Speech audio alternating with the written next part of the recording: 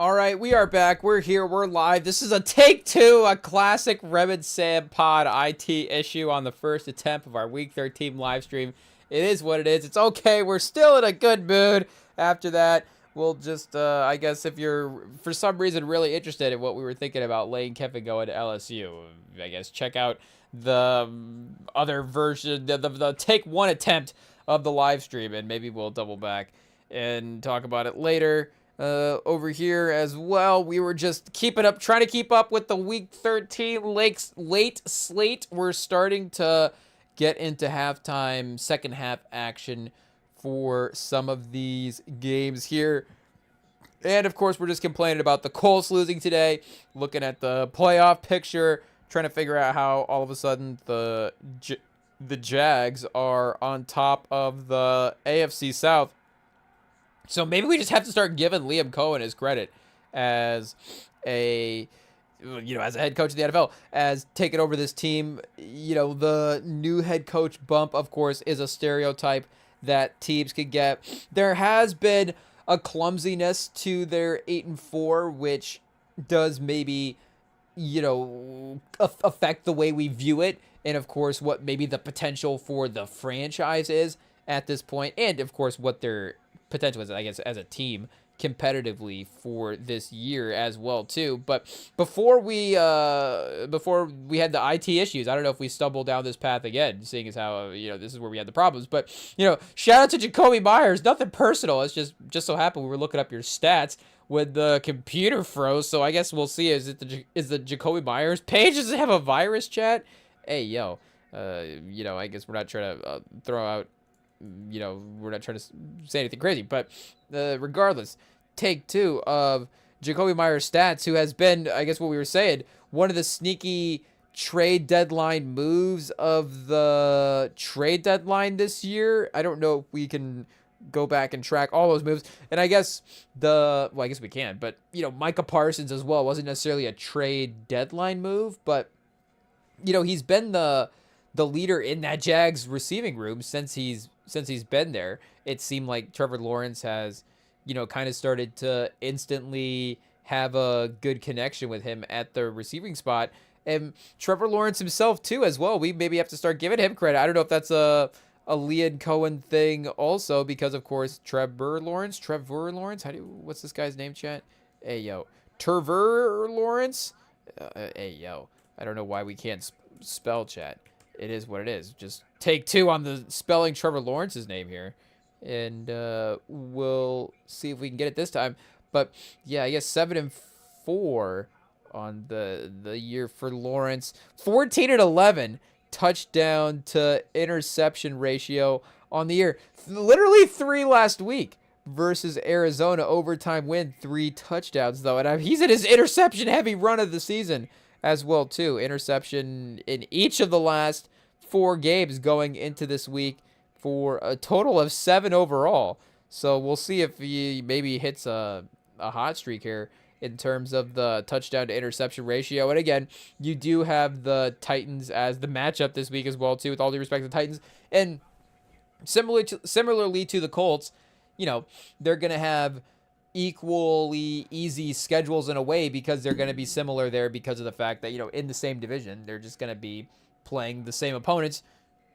Just the scheduling of your own divisional opponents and then the divisions of the other conferences that the divisions get matched up against. So again, there's going to be an equal sort of, there potentially could be an equal sort of strength of schedule factor that they could have.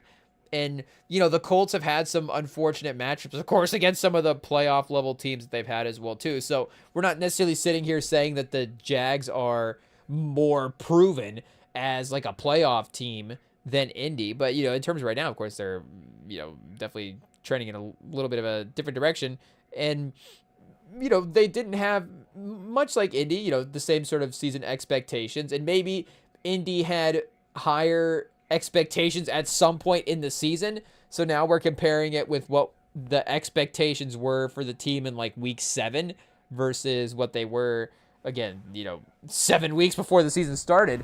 But the Jags themselves, just in terms of being a rebuilding project and in terms of hey, are we thinking about Trevor Lawrence positively as a quarterback again in the landscape of quarterbacks? Is a Liam Cohen actually, of course, going to be, a good hire as well too? And them actually getting and taking a risk on a guy like Liam Cohen because, of course, he is taking. I mean, Urban Meyer is new from the NFL standpoint, but a legendary type of name. And then Doug Peterson, I don't know if we say legendary type of name, but still veteran NFL coach, of course, with some experience when they brought him in. And Cohen, as a first time guy, like we're saying, is kind of proving himself now as well too. I guess the real question becomes, the swing that they took at the GM spot, I guess as well too, and the swing that he took in the draft, taking Travis Hunter. I mean, I don't know if it just becomes a finger point situation or who takes the blame for what, who takes the fall for who. But regardless, in terms of the effort that the team is putting out on the field, it does seem like the coach is, again, getting good performance from these guys. And the GM, like we're saying, the Travis Hunter pick is definitely a risky one. I know us being, can we blame it on our age? Us being younger guys, we're more willing to take the chance on just Travis Hunter as a player. And not even, yeah, I guess I don't even know if you're paying an extra first round pick for the personality of Travis Hunter. Maybe you are at that point as well too. I don't know if I would necessarily, be that crazy about it, but I guess, from a be willing to see another team do it standpoint, it's like, sure, Travis Hunter's a great player, and I love that a team had that much faith in him to trade up. But the head coach, the head coaching move maybe is a good one here for Jacksonville, and maybe actually trending in the right direction for once in a while. So shout out. I think there was some good wins under Peterson. They may have had a winning record at one point where it was like, oh, he's kind of gotten this team, because he was there when they went to the playoffs that one year with Trevor Lawrence. So yeah, I guess the best season that Trevor Lawrence had so far has been under Doug Peterson. Pause. But again, Liam Cohen as a guy who you could see being there for the quote unquote long term is definitely a little bit more hopeful in that way as well too. No turnovers today for Cam Ward. Hey I don't know, playing a little smarter over the last couple of weeks, starting to be more encouraging there as well too. So we'll see, I guess, with their number one pick, what they're able to add on. I guess Ruben Bain to the Titans is gonna be pretty fun when that happens in the draft. But yeah, if Liam Cohen is gonna get the division title in his first year, that is obviously going to be pretty impressive.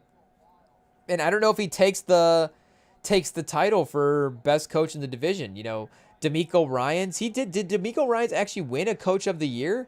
So maybe he has to have it. Oh, is that Vidal down the sideline? Oh, chat, that's a encouraging play for our fantasy team. Speaking of the Colts, maybe not the best fantasy day for us overall, having some Colts guys, but I think we still have Vidal in our starting lineup. I don't know, we didn't really check it going into this week, but seeing him go for the 60-yard touchdown there makes me think that we should look. I guess it should be on the box score here if we scroll down. Should we see? I'm scared. Oh, wait, we don't have anybody in the Jags-Titans the Jags-Titans game. So, wait, let's go to this Chargers-Raiders game real quick. I don't even know who we're playing. Can we show the opponent's team name if we scroll down? Are we going to accidentally, get somebody canceled? I don't want to do that. But if we can see a fantasy score here. Hey, are we not logged in? Is that why it's not showing up? Oh, we're not, chat. Okay. I guess that's fine. It's all for the best. Probably save enough center anyways, but we do have to look and see what is going on. Oh, we're going to need it because we are getting crushed. I guess we do have Josh Allen. Maybe that's why we're not checking the fantasy points right now. Mbuka with a little bit of a slow day. Oh, Vidal is on the bench, chat. Vidal is on the bench. Why is Shakir in the game over Vidal? Who made that coaching decision? Hey, we might have to consult IT about that. I don't know. Fortunately, the fantasy projections are still in our favor. So I guess their team is done. I guess we're really going to be relying on RJ Harvey here and Josh Allen in the second half. But Shakir, is he out? Is that why he has 0, or is he... I guess we're literally watching the game. We should just be able to see. But he is, yeah, has had no production so far. So that is tough. It doesn't say. I guess I don't know if Fantasy would put out a news bulletin right away if he was listed as out, or if they would update the out icon in the game as that happened. But Vidal's got 30 in the first half, so we'll have to see if the commissioner of this league has some personal beef with the person that we're playing against, and if they'll sneaky let us sub in Vidal for, I guess, Shakir at this point, or honestly, sub him for RJ Harvey, who hasn't even played yet, and just bet that that's a better performance and that would lock in the win as well too. Might be the move. I guess Taylor did have 15, and yeah, we still have Cook as well in this game. So the Bills offense, I guess we have more Bills guys than Colts guys playing today. I guess we have more Colts defense and special teams, honestly, at this point with that in the kicker. But fantasy corner for now, as we have plays that benefit our team. I guess, well, I was going to say Vidal was the only guy we have, but between the other two games, because everybody else is just in that Bills game. So that will be an extra reason to keep an eye on that. And I guess I haven't even checked on what the NBA games are on at this point yet, chat. Oh, stay tuned. Stay tuned. Surprise NBA corner later when we dabble into the Sunday slate will be, of course, kind of fun there. But yeah, Jacksonville takes control of the AFC South. I guess, does Cohen have a coach of the year potential? Steichen was getting that buzz as the Colts were winning. So shout out. I don't know if he's going to still be a lead coach of the year contender like he was in the past. But in terms of, narratives, the similarities would definitely be there with Cohen. So again, the records are almost the same at this point. They can't be too far off if, whoever is in front. But that's what I'm saying.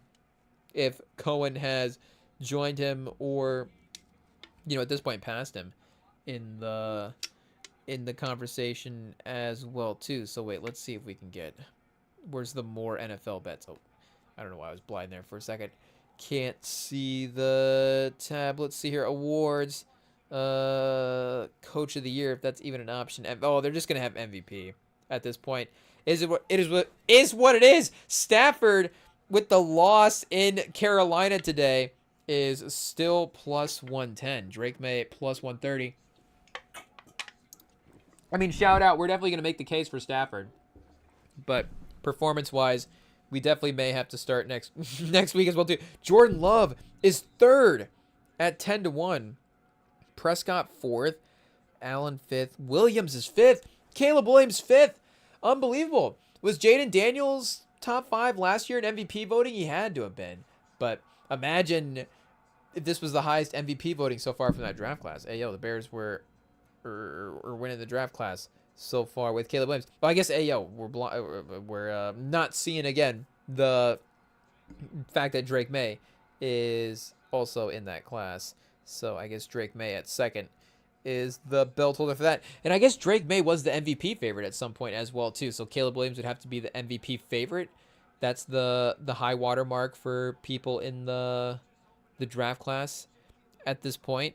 But yeah, shout out, like we're saying, Trevor Lawrence back on track as well too this week with an efficient performance against Tennessee. So maybe a 1 week break in the interception run, but at least there is a little bit of a reprieve there as well too. So let's take a look at what actually happened in the Colts game. We were, of course, just keeping an eye on it. They were losing for a long portion of it, so it's not like we were wanting to check the stats and see what Daniel Jones' performance was. But I guess we have to do our journalistic duties here and see what's going on. 14 for 27, 201, 2 touchdowns and 0 picks. So, again, has continued to play, turnover-free football this year, but has been a little, I mean, not even a little, he's near 50% today. Completion percentage has been a little more inconsistent and has been a little bit more inconsistent on, more important throws as well, too. I don't know if we're going to, be able to dig up specific splits on his third down throws or, him in the fourth quarter versus the past couple of weeks. But it does seem in, certain moments when it's like, okay, this is when they're going to need the quarterback to step up. It hasn't necessarily been as reliable as it was earlier in the season. And like we're saying, you still have the run game. You can still get your team into a spot where you're relying on that run game and the more shorter yardage stuff, trying to longer drives instead of I don't know, third and long type stuff. But we all know that you're going to need the quarterback plays. And, of course, Jones in some of the step-up moments has been just a little bit off, and these teams have come up a little bit short. This team's come up a little bit short. Again, like we were saying in the lost tapes, as it just happened, we've been competitive now in all of our losses. Yes, the schedule, a majority of it has been very favorable, and the Colts have definitely taken advantage of it. The 4 losses, though, like we had looked at earlier, were, do we have a memory chat? 7 points against the Rams. They lost, I guess now we're not going to remember because, it is what it is. But they lost to the Rams. Now, of course, the Texans, and we're trying to watch games. This is why we have the internet, just to alleviate the thinking for us, I guess, just for the live stream, right? Not for live, or just in general. Trevor Lawrence's nickname on Pro Football Reference, the Prince That Was Promised, is a little much. I'm not gonna lie. Is that a back tat for Trevor Lawrence? Can you get that on there? I don't know. But yeah, okay, so 7 points to the Rams, 7 points to the Steelers, 3 points to the Chiefs last week in overtime, and now 4 points to the Texans. So again, close games against playoff level teams, and that is definitely something to be thought about in terms of, again, making their case as a competitive team. But on the other hand, they are a good team. They've lost close games to good teams, but they've lost those close games because they've needed some extra oomph at the quarterback spot, and they haven't quite gotten it in the fourth quarter. So, like we were saying, it does maybe clarify some potentially confusing team building stuff for what could happen in the offseason, because whatever happens this year, we know the Daniel Jones factor and the Daniel Jones contract is going to have to be addressed, and you're going to have to make a decision on whether or not it's going to be, I guess we are also all kind of assuming that it just has to be like a 4-year max contract. I guess, if he's not going to get it from Indy and somebody is going to give it to him, then he's going to, of course, leave for the spot that's going to be most financially beneficial for him, you would assume. But there is also a world where, of course, Indy just signs him to like a 2-year, $20+ million deal, and there's some kind of team-friendly or player-friendly option in that second year as well, too, that gives you some extra flexibility. So that, I think, honestly, as I'm sitting here thinking about it, as we start to distance ourselves from the game and get a little less emotional, and Rodgers just fumbled to start the third quarter in Bills versus Steelers, and the Bills, Benford, just ran it back for a touchdown. The Steelers defense was forcing turnovers in the first half, and the Steelers offense did score once, capitalized there, and that was their touchdown in the first half. But Bills defense directly taking it for points, and now they have the lead as well. So Rodgers a little slow to get up. I don't know if he's making an excuse for the turnover or not. It looks like he might be playing it up a little bit. No, I think he just got leveled by Bosa. There's really nothing you can do about that, honestly. He was doing his best to escape the pocket, and he stepped up. Bosa just shed the block, and Rodgers couldn't really see him. So, yeah, the wind knocked out of him. It's cold. Yeah, that's a tough one. He's going to need a second to collect himself. Did Rodgers get concussed, honestly? He did hit I think his nose is bleeding. He was like... He looked a little glassy-eyed, chat, when he bounced off the turf. I'm not gonna lie. If you're bouncing off the turf, is that usually the sign of a concussion? I don't know if that's also a pause, but either way, he had. I don't know if concussion face is a face. Is that a phrase that we can use as well too? But he might have had concussion face. Can we get a? Do we have concussion cam replays? I don't know if that's a thing that they can have, but maybe we need to see what the independent neurologist is looking at it as well too. I think he might have face planted. Well, I mean, he definitely did face plant, but I guess put the Rodgers to the blue tent chat. We're calling the Rem and Sam pods, turning it into the neurologist here. I don't know if that's also a pause as well, but we might have to check Rodgers out. Shout out. I get a little Band-Aid there, see what's going on. But Yeah, he is. Maybe just double check does he know his name as well too? Just see what's happening there. But yeah. Either way, just needing Daniel Jones to step up a little bit more. Shout out. He's been great this year. We were expecting. Ayo, can we just get a starter? Not to be disrespectful to other quarterbacks that were playing in the Colts recently, but there was just we need the offense to be out on the field and not. We just need some competency there. And I'm not saying that, again, competency isn't achievable for some of the other quarterbacks that were had. I'm just, in the moment, the offense needed to be able to get to a certain level. And it's definitely been that and been better enough for them to be able to, again, win a ton of games. So Rudolph is going to play a couple of plays here for the Steelers. And honestly, maybe there could just be an agreement between these two guys, like, hey, yo.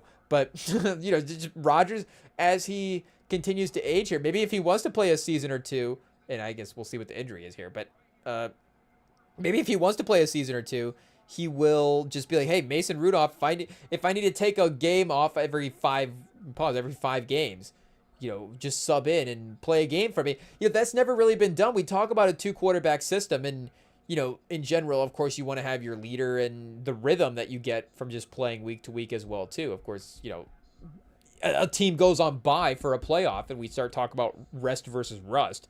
So you don't necessarily, in the NFL, it's not the NBA, where, not the NBA where guys just take games off. But maybe if you were a little bit of an older quarterback, maybe you could extend your career if you just took a week every month off or every 5 or 6 games off. Again, it could start a little less dramatic. You have if your bye weeks later in the year, say, I think, obviously there's some teams that, are they still going on bye next week? Do we have this full slate of games with the Thanksgiving games and bye weeks this week? Hey, yo, NFL, shout out. They really know what they're doing. I guess pause. We should have gone to scores here to double check the buys. Do we have the buys listed? Ooh, maybe we don't have buys this week here. Let's go back to week 12 and see if we have them listed that week as well. Okay, yeah, so I guess week 12 is the last week of bye week. So if you have your bye week 12, maybe you take that sub week in week 6, your rest week in week 6. So you play 5 games, have a week off, play 5 or 6 more games, have your bye week, and then you're headed for the playoffs, and you get a nice little rest there, some decent recovery, maybe a little bit more than again if you're playing every game. And then next year, you're a year older. Rodgers is 43. Maybe he can only play every 4 games, and Mason Rudolph subs in. Then you're ready for a playoff run at that point as well too. And then it gets to a point where Rodgers is only playing 4th quarters. I think that was a discussion with Brady as well. Just with people, was like, hey, what if we had a quarterback? Yeah, could they keep us close enough to sub Brady in for the last drive? And as long as we just have Brady for the last drive, we're good to go. But, hey, maybe Mason Rudolph and Aaron Rodgers can have some kind of, rest backup situation, worked out. Because, Mason Rudolph, again, is a kind of a perfect other quarterback for this, where good enough if you have to have him out there for one game. And he's been decent enough on the Steelers where, again, you don't feel like, you don't want him to play every game necessarily, respectfully. But if you have to have him out there for one game, it's not the worst thing in the world, but he's probably, again, not going to win necessarily the starting job over Rodgers if Rodgers is playing still at like a decent level like he's been this year. So, considering he would have to maintain, again, even a above average level of play for those games those limited games that he's playing as well too, that would be a part of it. But this would definitely be and a lot of teams maybe actually get more focused on having the younger backup. That's like, this guy could be the franchise guy. Oh, Chad, speaking of Mason Rudolph playing a couple of plays, he just threw a pick. Oh, man. Was that even his first pass as well, too? Did they just run the first couple of plays before that? Sailed it right over the receiver. Great tiptoe catch by the defender. But right over I guess maybe Washington a little less on the vertical leap at the combine than maybe Mason Rudolph thought. I'm going to say, Darnell Washington, great athlete, not great on the vertical on that one. Do we have to go back and double check? I thought he crushed everything at the combine. Pause. And I guess, I'm not trying to make a joke there. He's obviously a great athlete, but he did I guess, in a sense, crush every physical event. Let's see. Can we look it up? But he did not get air on that pass attempt. So as much as it was an overthrow, you know, you definitely want an how did we say that? An overthrow. As much as it is an overthrow, and you want your quarterback to just get dropped right in the bucket, he did not. I barely got tiptoes off the ground. Shout out. So vertical leap, 31 inches. 31 inches is not insane, but again, for 6'5", 264, you know, tight end, not bad as well too. 6'4", 40, 21 reps bench press. You know, I think the video of him pushing the sled was making its waves around that time as well too. The way he was able to easily move that thing around, pause. So, oh, chat. Wait a second. We got Shakir with 110 yards. We get a little update on the fantasy here. What's going on?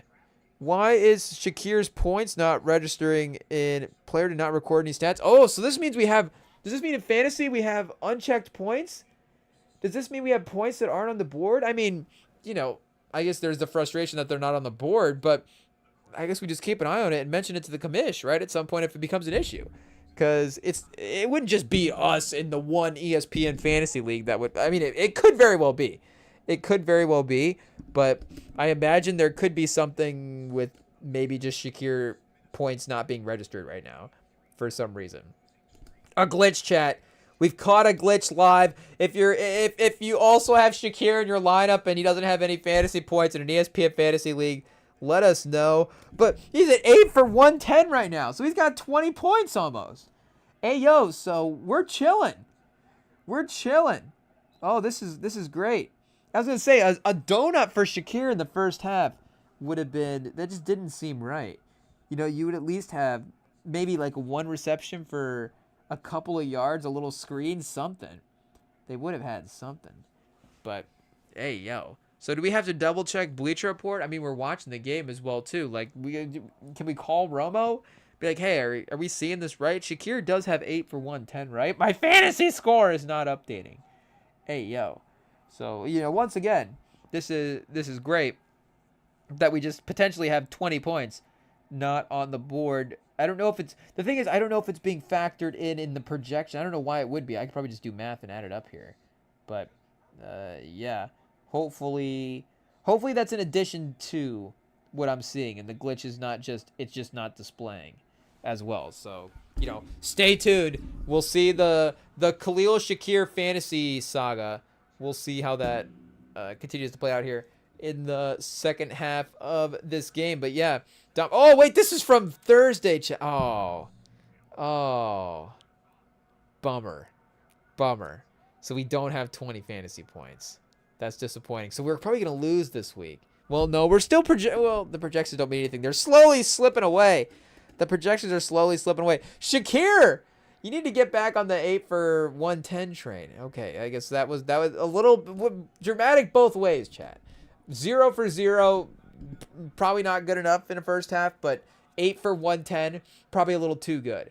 So Josh Allen, I guess, does have 60 pass yards if we look at his fantasy stats. Maybe the correlation between those two would have, you know, maybe the math would have added up a little bit better. I guess, does Josh Allen have negative 40 passing yards? Negative 50? How many would that be? 110 to Shakir in the first half, but he has 60. So every screen play to every other receiver has not been successful. And I guess the turnovers as well, too. It's maybe seemed like it for Bills fans. But shout out. And we still haven't even, I guess, gotten confirmation that he's playing as well too. Hey yo, we continue to not be able to spell. Let's actually see what's going on. Do we have him listed as anything? Off to a slow start. Okay, so literally people are Googling, is he injured? What's happening? Can we get an update? A baby? A new baby? Wife announced baby. Shout out. You know, obviously we got to give our congratulations if they're necessary, but hey yo, where's our fantasy points? Do we slide into the DMs? Khalil Shakir, shout out for the greatest day of your life. Get a catch! Hey, yo, score. We need you. We're trying to make a playoff push here. But James Cook also, we have the Bills offense, so literally any of the major players, if they score, we're good. Who are we playing against? We're definitely going to be playing against somebody Oh, we're playing against the Bills defense? Okay, so the Bills defense is somehow going to score a bunch of points in the second half here. And we have the entire Bills offense, and it's not going to matter. And it's not like the Bills winning the game does anything for us as well, too. It's not like we're Bills fans. We just need them to do well for fantasy perspective, like we're saying. But, yeah, I guess shout out. We'll see. Maybe this is a chance for Shakir to make up right here. Get a little touchdown. 2nd and goal. I mean, come on. Josh Allen taking over at this moment. James Cook. They've gone to James Cook a couple of times here now. Not quite able to get a push. A second push by the offensive line. Gets him to about the 2.5. So it's probably going to have to be Josh Allen here on this 3rd and goal. Let's just go ahead and lock in those fantasy points. Oh! It's James Cook again for the 4th and goal. Spoiler alert. As we check out the ESPN. But, yeah, Ayo, I think were we mentioning, not exactly sure which game we were just mentioning besides this one, but maybe this Colts-Texans game was where we left off for the late or early window for the games that we were talking about there. But we might have to take a early break for this live stream because, again, we were on the lost tape, so we're trying to manage the voice. We gotta try to manage the minutes with the voice so we can make it to the end of the episode. Hey, yo, we got a little, I don't know what is LeBron still on a minutes restriction? Who's on a minutes restriction that we can make a comp to at this point? Kawhi. I guess we're gonna start sounding like Kawhi once we lose the voice, and I guess that's not necessarily how Kawhi sounds, but maybe we hit like a Kawhi laugh or something at some point. That might be the laugh might be better than the voice. I'm not sure. You'll DM us at REMINGTOM. Let us know. 4th and goal. They throw it, chat. They throw it. Was it? Oh, it was Josh Allen to Coleman. I mean, we'll not get too technical and say he has to throw it to Shakir, but we're not playing against Coleman, right? So Josh Allen touchdown is just beneficial. That's it. Pause. We don't lose points for Keon Coleman scoring as well too. Okay, good. So yeah, Josh Allen finally turning it around. Lamar Jackson is our opponent's quarterback, so the name value there obviously terrifying, but already played Thanksgiving. 23 is not the toughest bar to cross, and Allen is not doing a great job of getting there so far, but now he's at 14, so we'll see if he is able to get past a Lamar Jackson. 23. Lamar had 246 and a pick, so I mean, come on here. I don't really know. Taunting on Pittsburgh. Okay, so they will be keeping the touchdown there for the Bills. Oh, so he had a pick and 2 fumbles lost. So he lost 6 fantasy points there based off of turnovers. Right now, Allen has also lost 2 fantasy points with just the interception. But, yeah, we'll go to break, chat.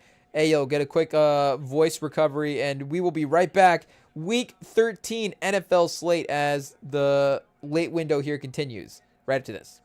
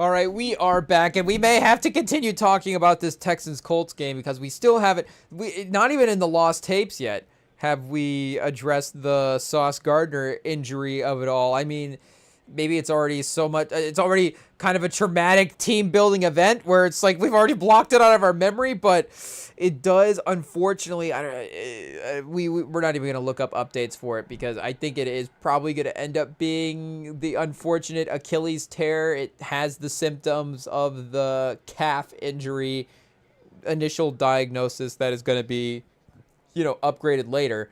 But even it's not even just, of course, blank slate. I mean, it is just blank slate losing a great player in a career / season, getting time taken away from it as well too for a player as talented as Sauce Gardner is. I mean, any player as well too. But in addition to Sauce Gardner just being a player, he's also a very talented one. So it is unfortunate in both aspects. But also the fact that we just traded for him, and also the fact that it was a little bit of a heavy trade as well too. So there is definitely some compounding factors there to why this injury is a bummer injury. And this is a potential path that we have, I guess I've not had as a sports fan yet, is the trade that you make that sets up the other team for success. And the Colts, again, have not really been a big trade team. So there is the side of that where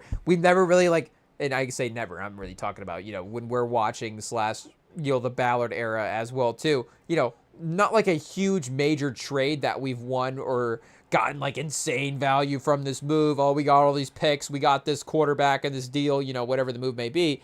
But the Spurs, of course, we made the Kawhi Leonard trade. So I guess we did make that trade that's just set up that franchise. But, a little bit of a different type of trade as well, too. Not just a trade that was made. That was an early player empowerment type deal. The whole Kawhi Spurs relationship, however Kawhi might have managed that. Maybe that's 70-30 on Kawhi, but regardless, it's still not all on Kawhi. San Antonio is not walking perfectly in every step of the way there, maybe in regarding his injury, but that he forced the trade. They chose to trade for a sort of status player back in DeRozan instead of trading for the picks and stuff like that. But the trade that they made involving DeJounte Murray, of course, got them several picks back and is a little bit of that kind of, now the franchise is set up with some flexibility and with some mobility and with some of these extra assets because of that type of move. And Sauce Gardner is still, again, he's a talented player. I'm not saying that, it's not a good trade, and it's a good trade. It is unfortunate that he got hurt. There's nothing you can do about that. We're not saying that it's a bad trade because he tore his Achilles. But regardless, he is not going to be on the field next year, most likely. And we'll see what happens with Daniel Jones. Like we're saying, maybe there is that world where they sign him to a shorter-term deal where you don't compromise the long-term flexibility of the team, but he's still at least able to, have a starting job in the league as well, too. And, make a good paycheck. I'm sure he's not going to get, shortened too much on a shorter deal. It's just, again, the long-term stability, security that he would have. If another team were to provide that for him, hey, we're already taking years off the contract after today, chat. It is what it is. But I don't know, every 2 losses is a year off the contract. Is that a fair is that a fair agreement for Daniel Jones? I'm not sure, but the potential for maybe that 2027 pick to be a little bit better for the Jets than, hey, Indy's just going to be at the top of the draft because we're a good regular season team now with a stud on defense and, above average quarterback play. And we got a lead running back in Taylor and all these, good elements in place. And Rodgers is on the sideline, chat. I guess we got to double check who has the ball here as well too. Is he might have actually gone into concussion protocol. Like I'm saying, he might have injured his wrist or something as well too. Oh yeah, he is playing through a fractured wrist. No chance he's not playing through a cut on his nose. I'm trying to read the closed captioning as well too. I can't really hear what the reporters are saying. I saw the graphic on the screen. They threw it to the broadcast threw it to Tracy, but I don't know. That's a pause, but closed captioning, I guess we weren't quite keeping up with what the exact report was. So I guess we could also just check the internet to see what's going on there. But regardless, at least for now, we'll see if Rodgers gets back on the field. It is the Bills' offense on the field at the moment. So Rodgers probably not playing two ways at 40 years old, at least in football. But for now, we'll see if he is able to stumble back out there at the quarterback spot. But yeah, either way, this is now a real chance for the Jets to, and the one thing that is in our favor is it is the Jets as well too. So I don't know what other franchises would be like this. I was going to say the NBA doesn't have these franchises, but make no mistake, they do. OKC was a little bit unique because they were not an expansion team, but a newer franchise, in the fact that they relocated from Seattle. So OKC didn't have a stigma of being, a constant losing franchise when they made that Shea trade. And of course they weren't, because they were really good. I mean, Presti had drafted Durant and Westbrook and in James Harden. So really, I mean, OKC has been, of course, everything, they've been a great franchise basically the entire time they existed in terms of the front office stuff, because, having Presti there for a majority of it. But I guess the NFL doesn't really have an OKC of like who would be sort of the newer team front office that's like doesn't have all of the franchise baggage, but has quote unquote now become prominent as well. So I'm sure maybe we were talking about Kansas City last week. Maybe Kansas City would be that, because they did, of course, not win a Super Bowl there for a long time. I don't know if they necessarily got into the dumps the same way that, some of it now is the 21st century as well too. Detroit, has wandered out of that a little bit. I mean, some of these Herbert throws are just like casually, you just watch him and don't even realize what he did now. They just cut to one where he threw it to McConkey. I don't know if he was out of bounds. I think he was out of bounds, but either way, the way that Herbert ripped that one, I mean, pause, that was a rocket. And we've been getting lately in the Instagram a lot of the practice session throws where it's like rate whichever of these throws are better. I think popularity wise, I mean, I think for everything, soccer is the most popular, but there'll be like I don't even know what the right term for it is, but somebody will kick the ball to the soccer player and they'll have to quote unquote like catch it on the ground, with their foot or whatever, and then return it with the kick, and then they'll rate kind of the catch and the kick. I don't know what the proper term for the catch is initially, but when they kick it back, they'll rate both. But you'll get that for passing as well too. So you'll get, like 3 or 4 different over the shoulders, and you're like, which over the shoulder would the defender not be able to stop? And you got to go 1, 2, 3. Like that Herbert over the shoulder. I mean, that would have been crazy if somebody would have had that throw, I guess, in a session like that as well too. Or that would have been the one that you're like, oh, yep, defender is not getting that one. That is a cannon, perfectly placed there. Pause. But yeah, we'll see, I guess, and just to double check as well too what the Jets have, because they do have the NFL, you get 2 first-round picks in the NFL, and I guess you get 2 first-round picks in the NBA. You get a lot of flexibility as well too. But the Thunder just have so many picks that they might not be the right comparison in terms of a franchise, with assets like that to reset. But yeah, they'll have the Colts pick this year and who knows, that might end up being a top 25 pick, lower 20s than maybe when they traded for it. It was the 32nd pick in the first round. So again, different value NBA to NFL, but still, it's already gaining value this year alone.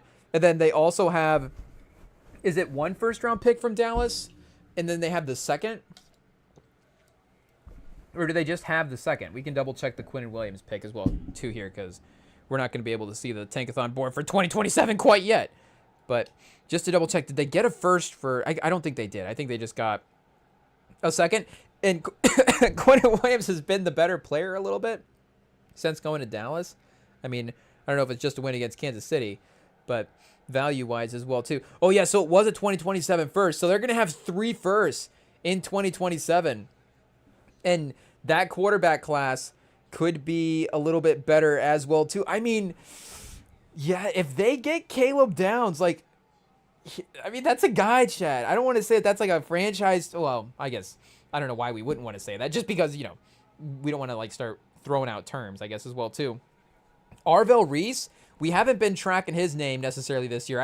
Maybe we leave the Ohio State players' names, a little unsaid at times. But, I mean, Arvell Reese definitely destroyed that game Saturday. And, I mean, rest in peace. We were big Cardale Jones fans because of what he was. Or Dwayne Haskins. Is Cardale Jones still with us, I think?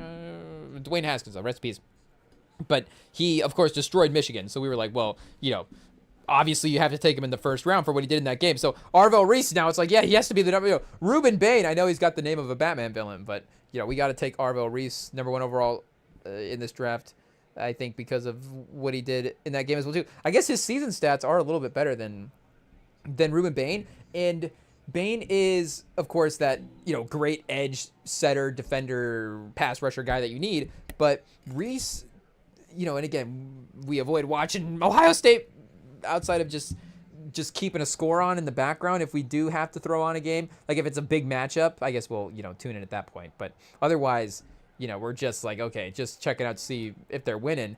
We hate watching the score, I guess. But watching that game again, Reese definitely had impact all over the field at that linebacker spot, making plays in the secondary. There was one play that he made where he like dropped into coverage a little bit and stopped a slant, kind of pass over the middle of the field, a shorter middle of the field route, and then made the tackle as it was like a screen check down play, came up and made it on or maybe it was a run, I don't remember, but came up and made the play on the running back at the line of scrimmage as well too.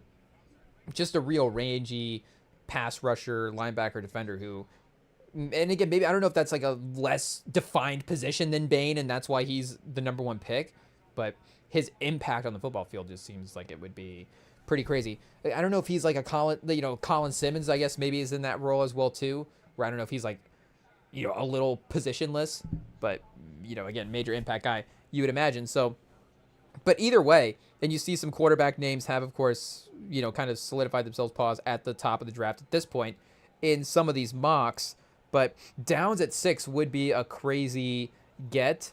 And then they do, I guess, got them taking a swing at quarterback with one of their first-round picks at 26 in Sellers in this mock. You got Sonny Styles, another Ohio State linebacker you could take. Uyunglele? Ooh, Downs and Uyunglele? Or you go Downs, Colton Hood? Hey, yo.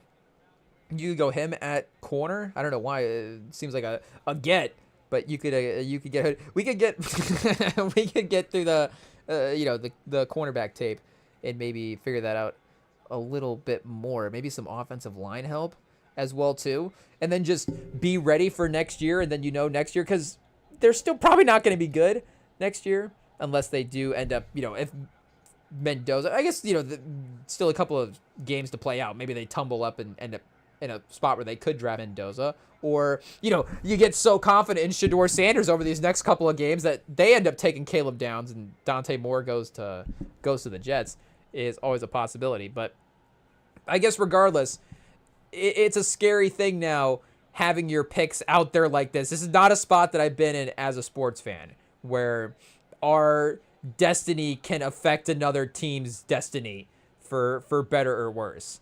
And, I'm not saying Herschel Walker trade here, but this is, again, a real opportunity for the Jets to have real building blocks going forward. And the Colts record is going to be a part of that. Unfortunately, right now in 2026, it is trending the wrong direction. Oh, chat.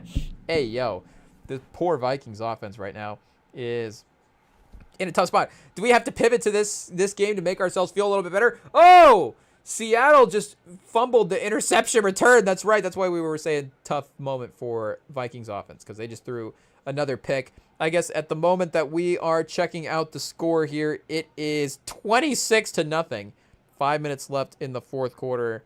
And Seattle, like we said, is seeing about getting the ball back here off of the interception. But we'll see, I guess, if the fumble recovery does end up going back to Minnesota. Regardless, it's going to get logged as an interception for their quarterback. That will be number 4 today for... do we have to get his name right, Chad? Hey, yo, maybe he'll want us to say it wrong. Today of all days. Max Brosmer, 17 for 28, 111, and 4 interceptions. So I don't know if this is a game where you're going to say that there's going to be a lot of takeaways when Minnesota is this their third or fourth quarterback they played this year? Because they played, of course, McCarthy and Wentz, and now Brosmer. But if there was a fourth guy that has gotten minutes, I don't know, that's gotten maybe even a start as well, too. I wouldn't be shocked. Oh, chat! Shakir just had a touchdown off a slant.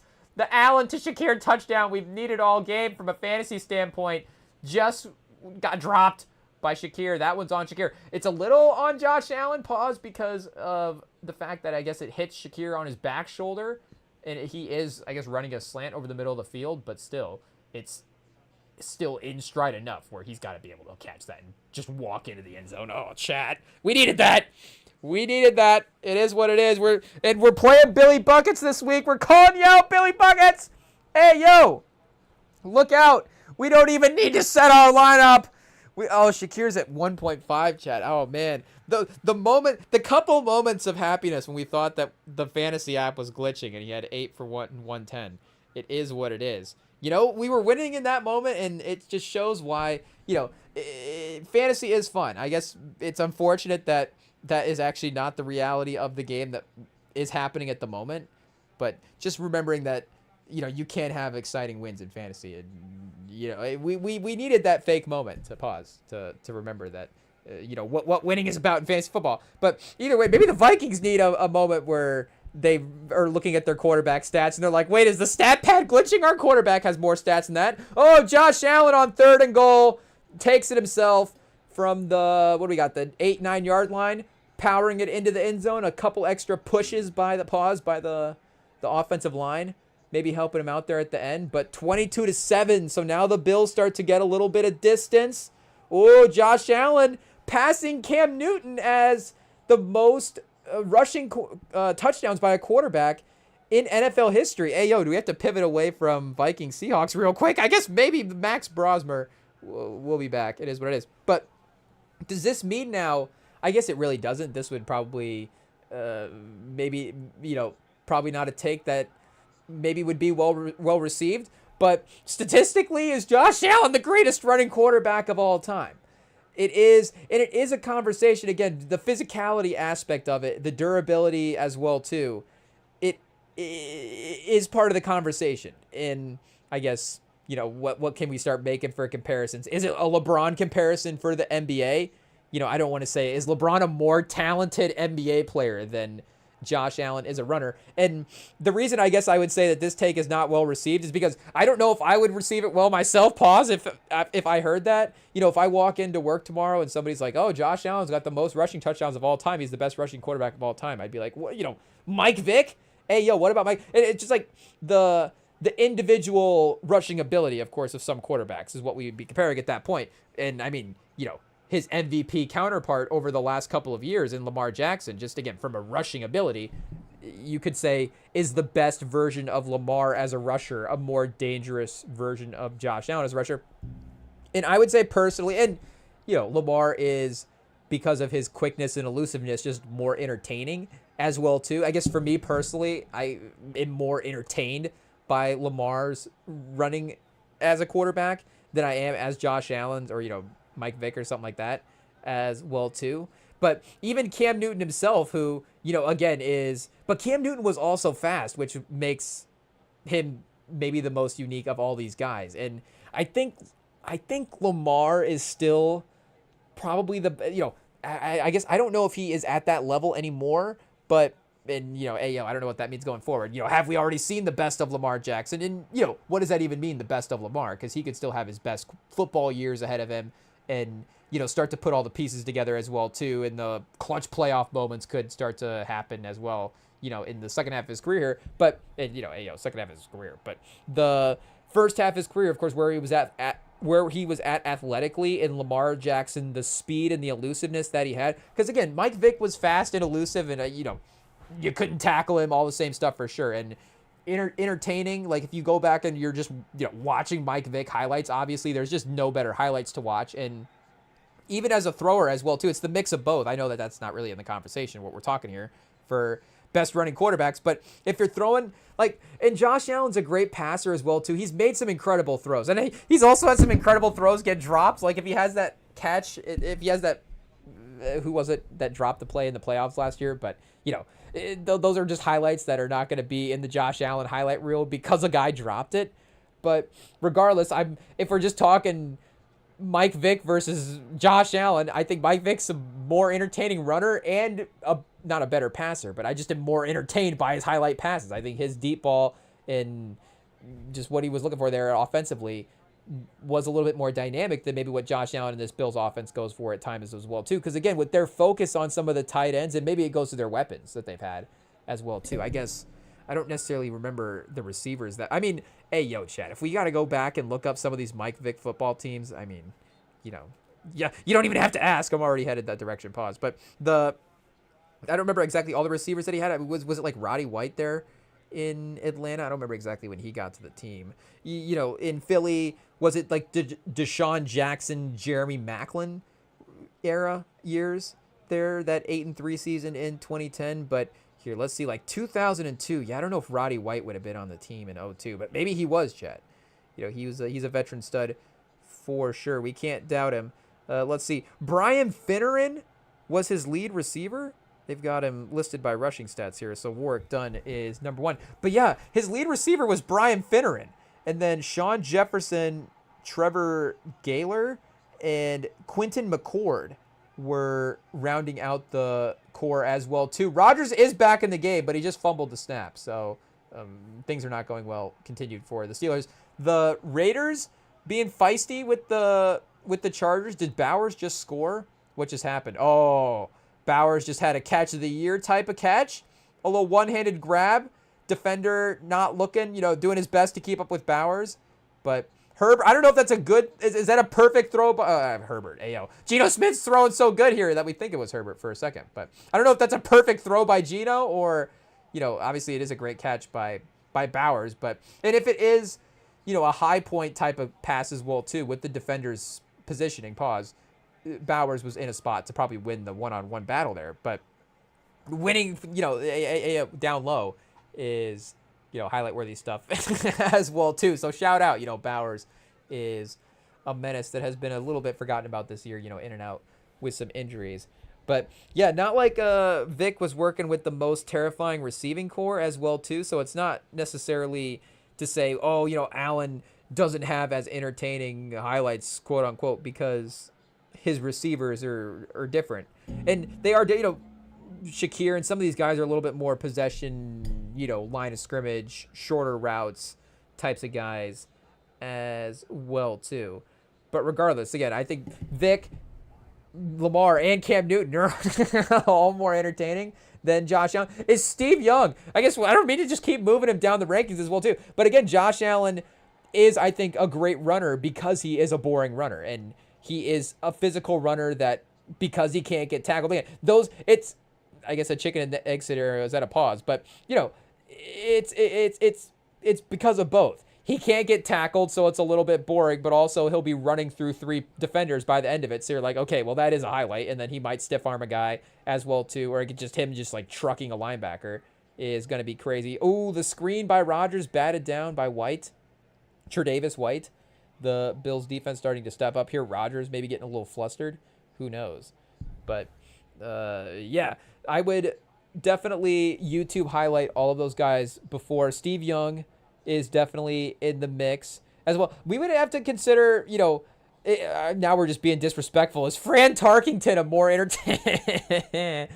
entertaining running quarterback than Josh Allen? And if we were making the LeBron comparison, again, I think it's not a fair comparison because LeBron is a major highlight player. Like super athletic LeBron, obviously the dunks and stuff. I mean, early Cleveland LeBron could posterize anybody and then take that to Miami where, I mean, he could posterize Jason Terry, but, I posterize, I think, a couple more people than that as well, too. But, where he was at highlight-wise over the course of his career is pretty great. There's Washington again. He didn't have to leap for that one, but he jumped anyways, and it didn't matter. He was still, the pass hit him in the chest. It is what it is. So, down the field, speaking of guys that can't get tackled, he's at least the 4th defender contact before he goes down. He is, I don't know what the movie comparison is for Darnell Washington. I don't know if like Thor from Game of Thrones is a TV show. Is there is there like a brute force character in the Lord of the Rings crew that just they just like he just plows through? Who are the bad guys? I almost called them minions. Like who are the bad guys that they fight in Lord of the Rings? Because I think the hobbits. Well, the hobbits are the good guys. I was gonna call them. I was just gonna start throwing terms out, but again, they would be terms like sci-fi terms, not necessarily political terms now. But regardless, I guess we'll stick with hobbits. It is what it is. But I don't know what the names of the Red Stutter Squatter. I don't know what the names of all these Lord of the Rings species are. But they don't have. Do they have like a half Thor type character as well too? Or we haven't seen any of these Fantastic Four movies yet. But is he a little? And I don't know if the Thing is disrespectful. Again, I'm not trying to be disrespectful here with the comps. It's just maybe we just comp him to Gronkowski or something as well. Maybe that's also disrespectful. Who knows? But just he doesn't get tackled. It is what it is. So I guess back to Josh Allen not getting tackled as well too. Maybe Tim Duncan.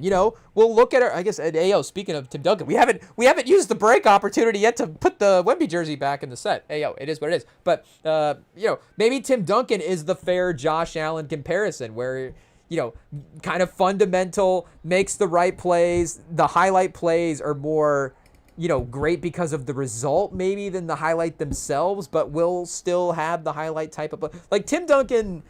And, again, with the most respect to Tim Duncan, it is what it is. I feel like as Spurs fans, we can say this because, again, we can watch Tim Duncan highlights because of all the great moments that we have experienced, watching Tim Duncan and the great memories attached to it. But, don't go watching Tim Duncan highlights expecting to be entertained.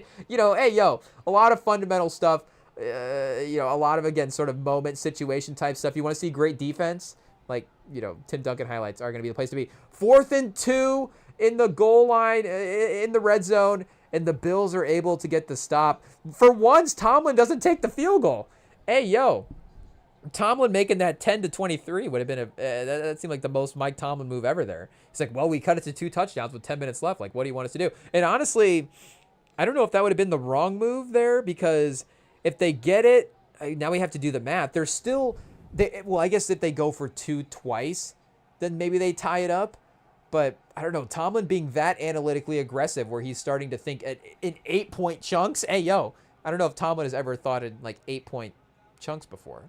But if you go field goal there and then get a stop, maybe you're setting yourself up for something. But their offense is a little bit slower with the drives. But Metcalf, I guess, is he healthy and playing right now?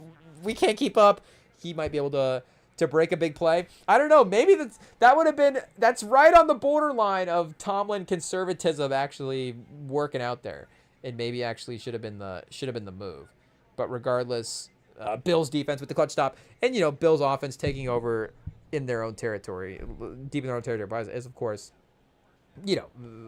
gives your defense an opportunity to make a play as well too. Maybe their defense scoring with the Bills offense on the 9 on the their own inside their own 10 is as good of an opportunity as their offense. Who knows? But regardless, we were saying something about something before the Bills made a play there, but probably means it's time to move on either way. I don't know what game is the right game to approach next, chat. So many options. Atlanta versus the Jets. I mean, bless anybody that attended this game. And this is how football is just the biggest sport in America, because people are actually at a game like this. I mean, I guess 4-8 versus 3-9.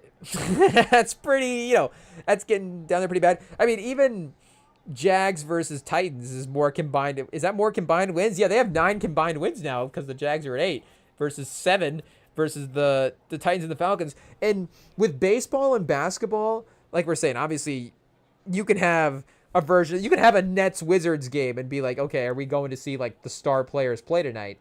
But maybe basketball is a little bit better right now with actually, again, having talent on the floor compared to some of these other sports. And if we're just being real as well too, like baseball and basketball tickets do get really, really cheap if the teams are not playing well. So you can go, you get the Bleacher Report post, and I actually think now, the Panthers did get to a spot where it was like, wait a second, are Panthers tickets like $2? Like, what's happening here? But again, the NFL, that just doesn't happen. So if you can go to an NFL game for, like $30 to $40, because I don't know what the Atlanta Jets tickets were today. Hey, do we still have ticket price options here? I doubt they would still have that tab up. But hey, if they were slacking for some reason, maybe it would be an option. And I'm sure we could do a little research to see, low ticket prices. Again, you can get comparatively affordable NFL games, I'm sure, if the teams are bad. But, baseball and basketball games, like I was saying, they become actually cheap. Like baseball games, I remember last time we took a family trip out to California when we were kids. Like, I guess, was that the last time? It's not the last time I guess we've been to Cali, was it the last time we were in Cali? I don't know if that's the last time I stepped foot in Cali or not. I don't remember. But one of the times we were out there on a family trip, we just went to a baseball game because tickets were like $2 a piece, and it was just like a normal regular season game. It was a fun watch. Baseball is, of course, and this was pre-pitch clock as well too. So the in-person versus TV experience, there was a definite discrepancy there as well. But yeah, regardless, the fact that people showed up to watch Tyrod Taylor and Kirk Cousins battle it out and actually get like an entertaining game, it paid off. The game-winning field goal, Chad, I mean, just perfect for what this game was and who was on the field. I mean, just barely gets across, barely pause enough to get the win. But still, Nick Folk, the legend, steps out there, and ultimately, you just got to get it through the uprights, and that's what counts. The Jets at 3-9 now, I guess, messing up draft stuff. But the Falcons at 4-8, if we're talking about draft stuff. Whoa! The Rams, wait, do we have to double check? Does that mean the Rams have their pick? Yeah, the Rams have the Falcons pick. That's right, they got I forget which one they traded up for. Was it Pierce that they traded up for? They took Walker first and then Pierce, or they took the Georgia kid first and then Pierce, or one of them. But in the pass rush has been really good this year. But 4 wins, of course, they would have been a sneaky high draft team as well too. The quarterback stuff is maybe the what happens there future stuff as well. But yeah, I was like, man, people love football. I mean, the Jets have been a team where you could say that about them, every other year. But you can also, again, make the case for the opponents. I mean, Brooklyn is a little like this as well, too. I don't know if, again, Washington is this team. And I guess when Brooklyn and Washington plays, like, you can kind of see it sometimes in the stands for those games. Be like, yep, that's who's playing tonight. It is what it is. But, you can go to see the opponent as well, too. And if you're the Jets, I guess Jets fans don't want to see the Patriots, but it's like, okay, if you're in New York and it's like, well, I can go to a game and see the Patriots for really cheap, then maybe I'm going to go see the, a Brady offense or a Drake May offense or something like that. But, a Kirk Cousins offense, it's like you got to have, I guess, bought your tickets before and be like, we're making a family vacation out of it regardless. We're going to this game and it is what it is. The tailgate's going to have to be really, really good for this one, I guess. But for some reason, this as an in-person experience just really, for some reason, was down low. I mean, Vikings versus Seahawks is, again, like, you got the Vikings on a third quarterback. It was a pretty, tough day. But at least if you're a Seahawks fan, the Seahawks are really, really good. Comfortable win. Maybe if you're buying, again, tickets last minute, maybe they're a little bit cheaper and you're like, okay, I went to see the team this year when they were really, really good, and there's still that, that experience, and that there's still a fun element that you could draw from the game as well too, where, again, shout out to Falcons versus Jets, but you would have had, I guess, I haven't actually seen these jokes in a while, but there used to be the jokes about people like leaving tickets on car windows and stuff, or like, oh, I left my window down and somebody put Cowboys tickets on my front seat. Like, unbelievable. Somebody broke into my house and left Cowboys tickets on the front counter. I had to call the police. Somebody left Cowboy tickets on my property. Like, that line of jokes, I guess, maybe it died off. But this would have been a game where if it's like, wait a second, the door's open, there's muddy footprints, the window's ajar. What happened here? Cowboys tickets? Or I guess in this scenario, Jets, Falcons tickets, Cousins versus Tyrod Taylor tickets. Oh, chat. I guess, it would probably take a lot for us to to get on the phone and hit the 3 numbers. But hey, yo, if there's a break in and it's Falcons Jets tickets, that might be a scenario. It is what it is. You know, we get locked out of our car all the time, but if we were like locked out of our car, somebody broke into our car and we got back and it was like somebody broke in. It's like, oh, wait a second. Oh, they left Jets Falcons tickets in the front seat. This is a disgrace. This is terrible. I can't believe it. I don't want to go to this game at all. So shout out. I mean, again, we're not trying to poo-poo anybody's experience here. An NFL game is, you know, fantastic if that's something you're able to go to. Just maybe a little bit of a bummer if this is a matchup compared to some of the other ones you could have possibly seen. So do we go to break on that, chat? Hey, yo, shout out to Falcons Jets. I mean, you know, even still, we can't walk away from the Lane Kiffin news. I guess that's how, you know, the takeaways from this game are that Lane Kiffin is coaching LSU. Hey, yo, it is what it is. But we'll take another quick break, and we'll be back. We've got, looks like some of these fourth quarters are going to close out seamlessly. I guess we got a 3rd and 2 here for the Bills. We'll see if they keep the chains moving. You know, I don't know if this proves our point about the Steelers getting a stop. It still would be difficult for them to collect 2 scores at this point. Hey, yo, shout out James Cook for turning it around as well, too. Josh Allen with 31 on the day. James Cook with 25.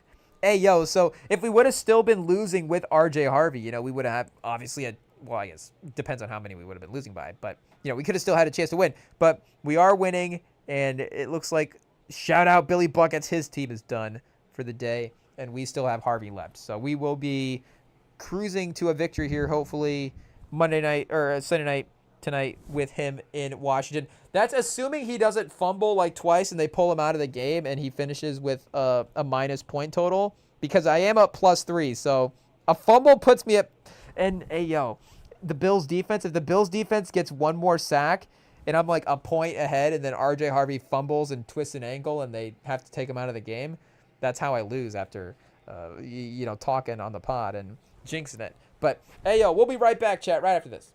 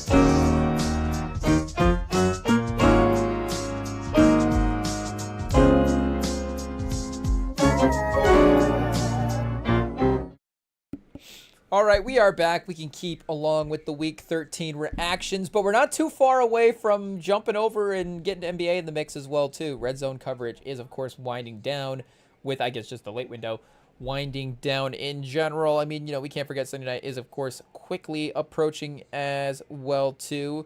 No Jaden Daniels tonight, unfortunately, for Washington, but could still be a decent game overall. The Broncos, definitely not one to shy away from drama. So we'll see, of course, what happens there. But to continue with the games that, of course, have already gone final, and I think, we've spent enough time in the AFC South for today. I guess we probably should mention Rams Panthers, since it is also the result of the day. I mean, it is an argument with Houston versus Indy, just in terms of, I guess, playoff impact, but the Caleb Williams trade still benefiting the Bears from the Panthers, as the Panthers still helping the Bears out. They now move the Bears, I believe, to the number 1 seed in the NFC. I guess we just had the playoff standings up a little bit earlier as well, too. We could double check the NFC there, but the Panthers now, and again, I guess we're being reactionary more so than predictive, hot takey, but maybe this is hot take in the reactions. I don't know, but I mean, it's obvious, not obvious, but I guess it could be obvious to say that they are a playoff team that you have to, they're in that you have to keep an eye on them from a playoff standpoint, because they really took this one from the Rams. Like they were toe to toe with the Rams for the entire game. Bryce Young made some legitimately big 4th down throws, and in the, I don't know which quarterback we can compare him to. We're talking about Daniel Jones earlier in terms of making big plays. For some reason, Arch Manning popped into my mind as sort of a Bryce Young comparison this year, as, when Arch Manning, when Texas is playing well, like Arch Manning is doing good, but you wouldn't necessarily say that, again, like he is, respectfully, like, quote unquote, the reason that they're winning the games per se. Again, he's managing the offense, he's hitting open receivers, but you're not necessarily, the highlight throws or the extra stuff or whatever that is happening from the Arch Manning experience. And he's continued to get better week over week. And of course, now the way that they ended the season on such a strong note and potentially setting themselves up for a playoff appearance, and we could see what will happen there. But Bryce Young maybe has been the storylines, the narratives in the performance this year have been a little bit the same. And this was that type of game where, and again, I don't know if this is a hot take as well too, but it also, again, comes from a pro Bryce Young person, but I don't know if you can say now that, like, you have to say that Bryce Young is that sort of quote unquote physically capable NFL quarterback. And maybe the hot take is like, or maybe the proper take is some version of the 3 years later. Like, you could get into all of that aspects of it as well too. Are we concerned about that, or the fact that, he's actually reaching his potential, and if he actually gets there as well too, the seasons that you have with him as a good player are more important. Maybe worry about those than the seasons, before that, and also, developing and being an impactful quarterback by now we're in his 3rd season. This is not necessarily a terrible Bryce Young timeline as well too.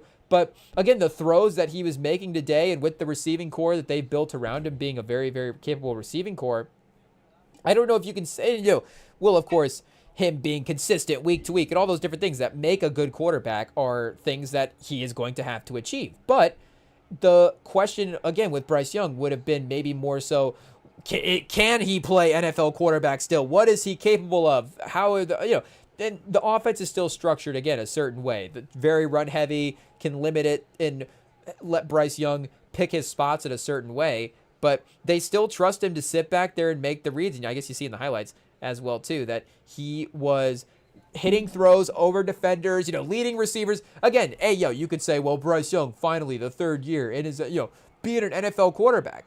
But it's like, yes, he's an NFL quarterback in year 3. Like, we're here. Bryce Young has made it. And yes, is there the whole trade package part of it, and what does he need to get to that level to be the quote-unquote franchise guy? Does he need to win a Super Bowl for them to win the trade, or, compare this to how the Bears are doing as well too? Because yes, they did get the extra pieces from that, and guess what? Their team is also a little bit better than the Panthers. So, there is, again, those levels to be considered into that part of the storyline. But if we're just talking about Bryce Young as an NFL player, like, the man might be a Pro Bowl quarterback in the NFC this year. I guess, you got Stafford, Darnold, and, as the top two, and Goff would be 1, 2, 3. I guess Love was third in MVP voting, but, Love has been a little up and down this year. I guess what's just to double check their record. Are they not too far off from where the Panthers are at right now? And again, the sort of overall competitiveness of the team, maybe they get a little extra boost there. Okay, they are 8-3, so shout out. Their record is a little bit better at this point. It is what it is.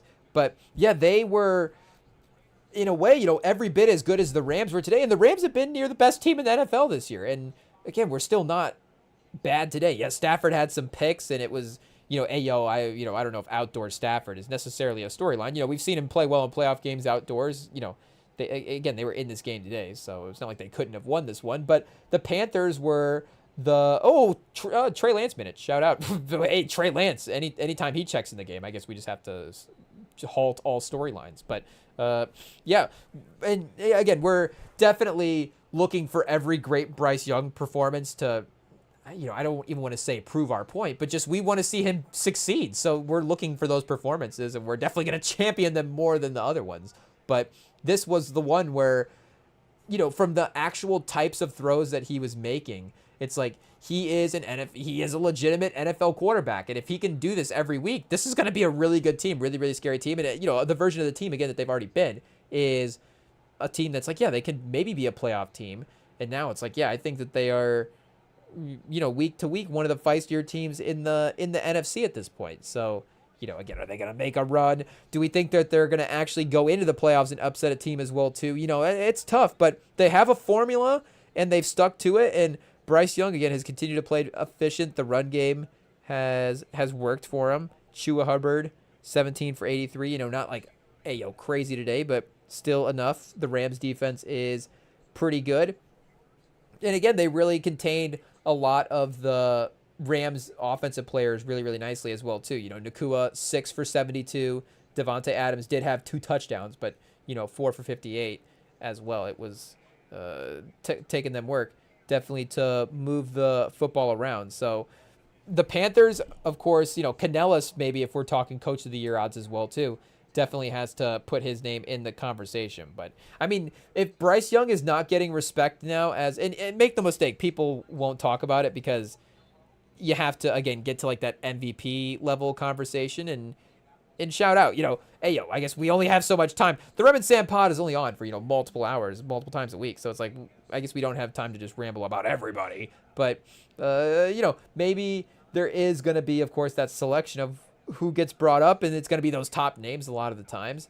But he has, again, been pretty consistent this year with this team. And the Andy Dalton thing was, even a couple years ago, and Andy Dalton might not be the same quarterback he was a couple years ago as well, too.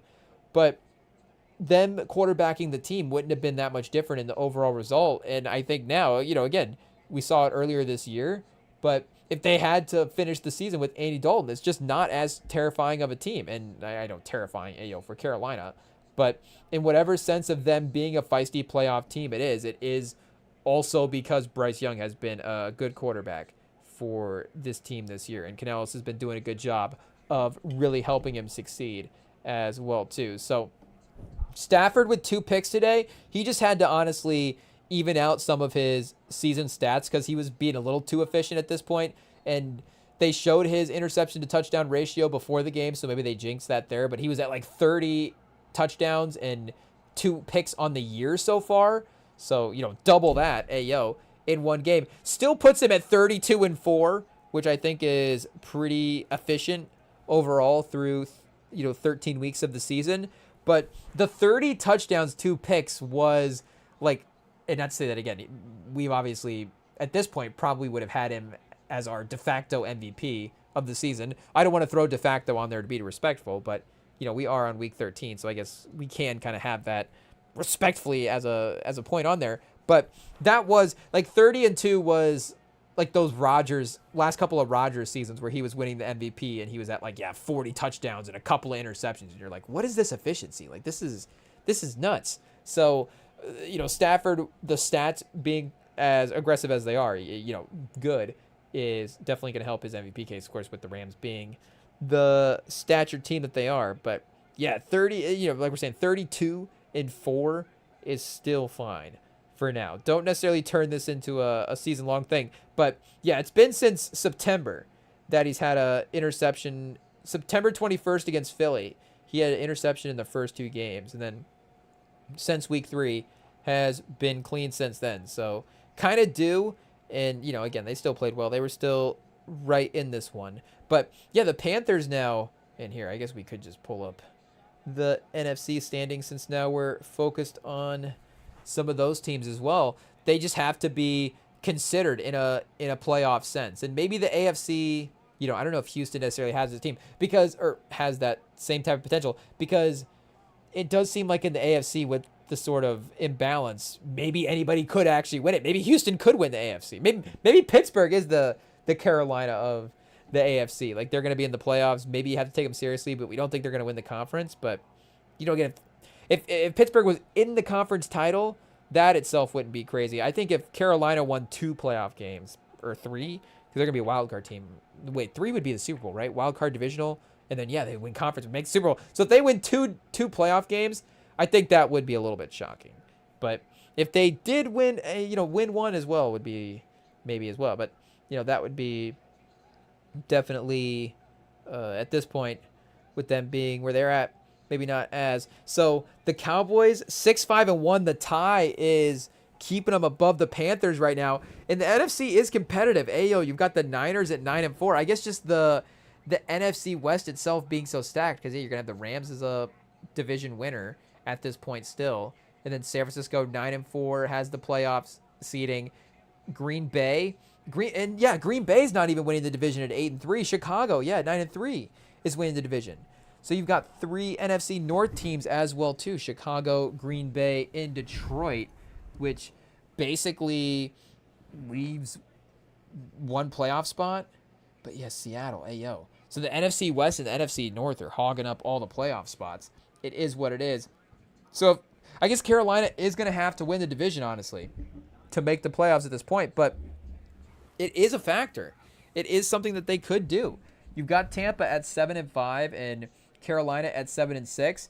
And I think if it was between those 2 teams, we would still trust Baker a little bit more than Bryce Young in actually point differential as well too. You see they're both minus 22 for Tampa, minus 50. Minus 22 for Tampa is a little surprising, honestly. But still, I guess they're better than Carolina. Dallas plus 9, minus 50. And they did get destroyed by the Pats, so there is a couple of games in there that are definitely balancing it out in the wrong way for them. But it's still not off the table, I guess, for them to win the division. So I guess, unfortunately, the wild card is going to be a little bit tougher to get than I thought. And not say that it's out of reach, but I would still, even with as consistent as the Panthers are, again, the Lions are a team. They could actually win the NFC. So yes, maybe they haven't been, they've had a couple of games slip away from them here. And the 49ers are still a little bit of a sleeping giant as well too. I mean, Seattle's been near the best team in the league. And they're the 5 seed in the NFC. So definitely the spots taken up there. I mean, I think I'm thinking about this like it's the NBA as well too. I'm thinking Detroit's in the playoffs. Detroit's not even in the playoffs. You've got Seattle, Green Bay, and San Francisco. So yes, Carolina is a little bit out of the wild card spot, but yeah, that divisional potential is definitely there. So let's see. Is that Tampa Carolina game? When is that on the books here? Ooh, so 2 of the last 3 are Carolina versus Tampa. Seattle as well too, just in terms of conference, maybe tiebreaker situations or them just causing chaos as well. They could wreak a little havoc there. But they've got New Orleans next week. So New Orleans did get them earlier in the season in a little bit of a surprise win, but maybe they get revenge on New Orleans and then split with Tampa. So it'll be interesting to see how they figure out the record there over the last couple of games. Hey, chat. Hopefully we're able to power through. The voice is starting to turn into the Sauce Gardner's Achilles. Hey, I don't know. Rem's going to have to sit out with a voice strain. It is what it is. I mean, we've already been technically on for a typical full live stream. It's just unfortunately part one. It's a part one, part two situation with the technical difficulties, but it's okay. It may just be because of the runtime that has happened so far. The last half of this one, maybe for the real diehards, for the real fans, for those that really just want to hang out on a Sunday night watching football. Hey, we're just gonna sit here and just nod along and yep, good play. Whoa, hey, maybe we just react. We just be like a soundboard reacting. Who knows? But we will definitely be creeping right along here for the last little bit. Literally, just I don't know. However, we just guide along the sports world here before Sunday Night Football is going to be much more casual than before. Do we have to go to another break, chat? We might have to go to another quick break and just see if we can reset real quick and then maybe power through for one last stretch of the Rem and Sam live stream pod. We'll be right back. Maybe we use the time to get it. Maybe we get the Wemby jersey set up. We'll say that. We're taking a break to get the Wemby jersey set up. Don't go anywhere.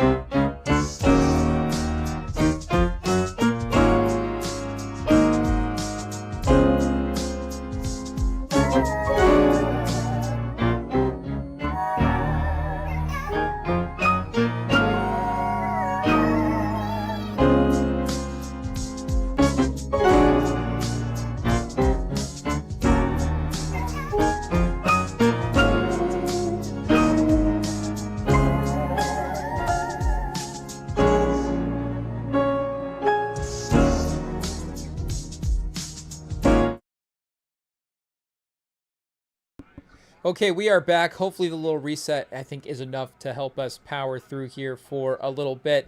And maybe it is a little lesson. I guess we'll just go a little monotone on the volume. Hey, welcome to Rev and Sam NPR edition as we try to navigate a lost voice. If I just talk with a lost voice sort of sound, maybe it makes up for the excuse, and then, I could just manage it that way. But, hey, it'll be a little bit of a different tone on the soft, smooth voice of the Rim and Sam Pod. We didn't expect to have an early bedtime here on the Rim and Sam Pod, but I guess settle in, relax for the evening. If you there better be a fireplace going in the background for the end of this the last little bit of this Rim and Sam Pod. I mean, legitimately, this is gonna be the tone. This is right now where the voice is the most comfortable. And I feel like I actually don't know if it's an accent or a specific impersonation of somebody, but it is just the tone and the volume that is the most comfortable to deal with at this point. So I guess we just continue at at this level, and we can't even drop the bit, because then unfortunately the live stream will just have to stop at that point. But we do have the NBA. We do have the NBA on in the background now with the NFL games moved over. We got the Blazers versus the Thunder. The Blazers, the only team. This seems to be the matchup, chat. I mean, we're trying to even get back into normal voice. It's just not going to happen at this point. Once we found the lane, it's like, well, why would you want to go back to the one that is losing your voice? So maybe it's just like it's naturally going to stay here. But I guess we also... I was throwing on the Sling TV to see if we could get maybe there's another college football or something else, or just Sports Center as well too. But they're running this movie on Bounce, which chat, we are in the reaches at this point. If you're in the diehards listening to the NPR voice version of the Rem and Sam live stream, then you're gonna not care if we're watching Bounce as well too. But the reason that I decided that we might as well play this is because the thumbnail on Sling TV had the casting. It had Fetty Wap, it had Trey Songz and Fetty Wap listed both in the cast. So I can't believe that this is a movie that we don't know about as well too. A 2000s film. Oh, this is Bounce, the the Ben Affleck Gwyneth Paltrow film, which could be a fun one as well too. Advertising executive. Seems like maybe we know how that one is going to play out, but let's see if we can find. We don't even know what year this film is, I guess, as well too. Do we have to go to Trey Songz filmography? I don't know how many people have been on Trey Songz filmographies. Yeah, his Wikipedia page there, but let's see what we can look up. Hey, I guess maybe not every Wikipedia page for him. Bounce doesn't even exist on Wikipedia. Hey, did we double check it's Trey Songz? Let's see what we got here. What's the name? We're looking up Bounce as the channel. Hey, okay, wait. We double check the name of the movie. Hey, let's see. Blood Brother. Okay, it's Blood Brother. We're watching 2018 Blood Brother. So, yeah, Trey Songz and Fetty Wap. Really, of course, we're clicking on for Fetty Wap. It is what it is. But it's like, any music star in a movie role, I think we have to give it at least one watch to see what's going on. So I guess, do we have a premise here or a plot? This is just a premise. I don't think this is going to spoil anything. A recently released convict. I mean, sounds like a rapper movie already.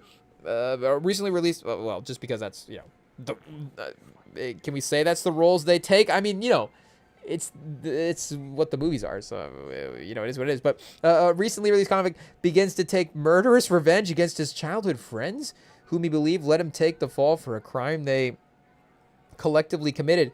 As the bodies start piling up, one of the friends, Sonny, Trey Songz, now a police officer, will stop at nothing to put an end to the murderous rampage and right the many wrongs of their tragically violent past.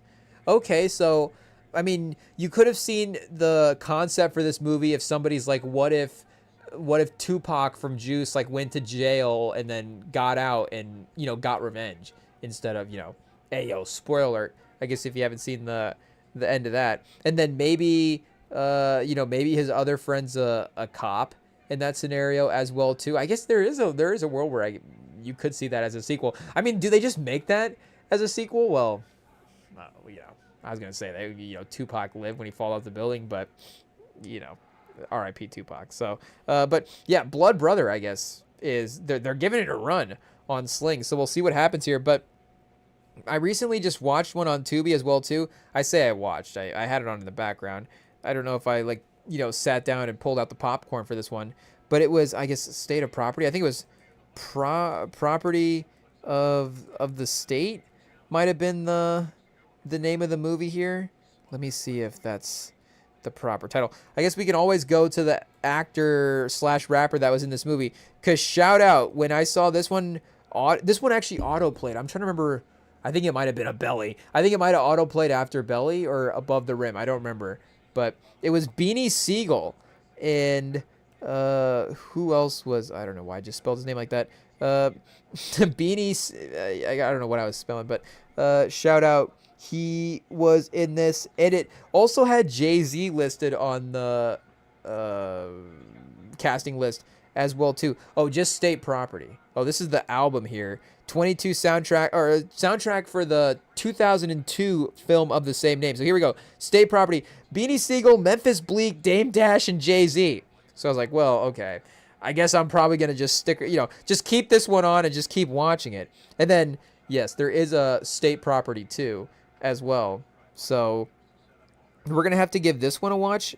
Film stars rapper The Diplomats, Beanie Siegel, Nori, Kanye West, and Mariah Carey.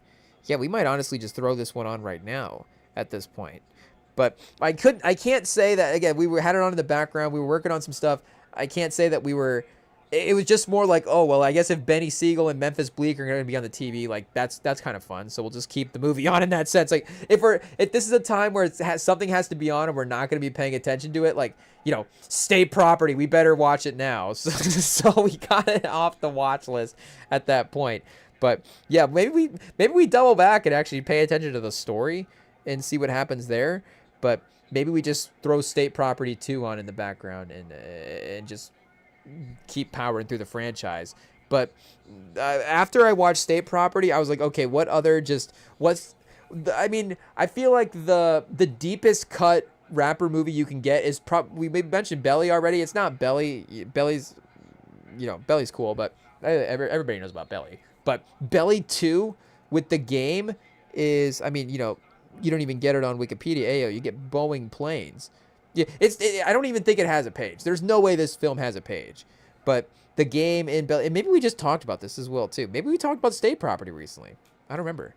But shout out. Anytime you just find a random movie and you're like, Beanie Siegel is in this movie. There's the finding the movies where you're like, I didn't realize that John Goodman and Julia Roberts were in a rom-com together. Like, let me watch this. Like, this is what is this? But again, those are like two actors. So it's like, okay, I just wasn't aware that this film between these two people, it's not, wait a second, Beanie Siegel's out there making a movie with Memphis Bleak and Dame Dash and Jay-Z. So shout out. And, it was produced by Rockefeller, obviously. Yeah, so I say obviously, Rockefeller had to make this one for them to get it going. But it does have, a little bit of the early on in the studio sort of quality to the movie as well too. But shout out, hey yo, excuses chat, but definitely would recommend State Property 2002. It is what it is. But yeah, we'll see, I guess, how Fetty Wap does in this 2018 joint. I guess we should just look up and see what other movies Fetty Wap is in as well too. I could see us doing a little, Fetty Wap run as well. Do we have a filmography page? I don't think we do. Maybe it's just something that'll get brought up over the course of the career biography. So maybe we have to IMDb it. Fetty Wap? What's Fetty Wap? Oh, William Maxwell? Willie Maxwell. Willie Jr. Maxwell. Hey, yo, shout out Fetty Wap. But, yeah, we have, again, Blazers keeping up with the OKC Thunder. So they are currently, we might have to go back to NPR voice chat, currently up by 2, or down by 2. It's currently a 2-point game. And that is just close enough. Obviously, a win for OKC keeps the records alive, and at the end of the day, that is actually what's enough. But a 2-point game does give you a good hope as a franchise, especially if you are the Portland Trailblazers. So we did talk about Atlanta versus New York. Can we turn the volume up on the mic and turn the volume down on the voice? May have to be the formula here at this point as we power through. This is going to end up being Rem and Sam Radio. We're just going to be doing little segments and throw into break every now and then. Can IT fill with some fake ads? Pause. Whoa, hey, yo, that might be... What did we just say there, chat? I'm not sure. Maybe we just keep it moving and get to the next game. Carolina versus the Panthers. Carolina versus the Rams. Hey, yo, we did mention, but Cardinals versus Tampa, also kind of fun as well, too. Jacoby Brissett, like, kind of actually makes the Cardinals fun. I don't know if he just, in general, respectfully lowers the expectations of the Cardinals. With Kyler, there still is that thought of what is the ultimate version of a Kyler-led team, and we're still, when we watch him play, kind of assuming he's not hitting some levels that he should be hitting, but, respectfully, AO. But Jacoby Brissett, of course, does have a chaotic pass or two throughout the course of the game, did have a pick in this one, but is able to keep the offense competent. Obviously, he's been like a Flacco-level kind of yardage guy as well, and kind of outplayed Baker a little bit statistically. They're able to get the win. Bucky Irving 17 for 61 and a touchdown in the game today. But of course, like we're saying, Tampa hasn't, and all year, of course, they've been that fighting team that has needed some of those fourth quarter performances to get the wins. So I don't know, is the Rams win, do we have to double check the Tampa schedule here? What is their best win compared to the Panthers' best win? I don't know when we give the crown of the best team in the NFC South to the Panthers, but yeah, I guess they're off of 3 losses in a row as well too, and they've lost to Philly, lost to Detroit, and lost to Buffalo, and lost to the Rams, even more impressively as well. So in a sense, you could say that they, got them ready for the Panthers. There's a little bit of that. Played really well last week. I don't know if they were overlooking Carolina a little bit more than they were overlooking the Bucks, because the Bucks do have a little bit more of legacy status at this point. But the Panthers win versus the Rams is a better win than Tampa has, unless you want to say Tampa winning over San Francisco. But the Rams at this point have been a little bit of a better team than San Francisco, and what they're capable of too, fully healthy. They just have more potential, more health this year than the 49ers do. They've had more season-ending injuries, unfortunately. It is what it is.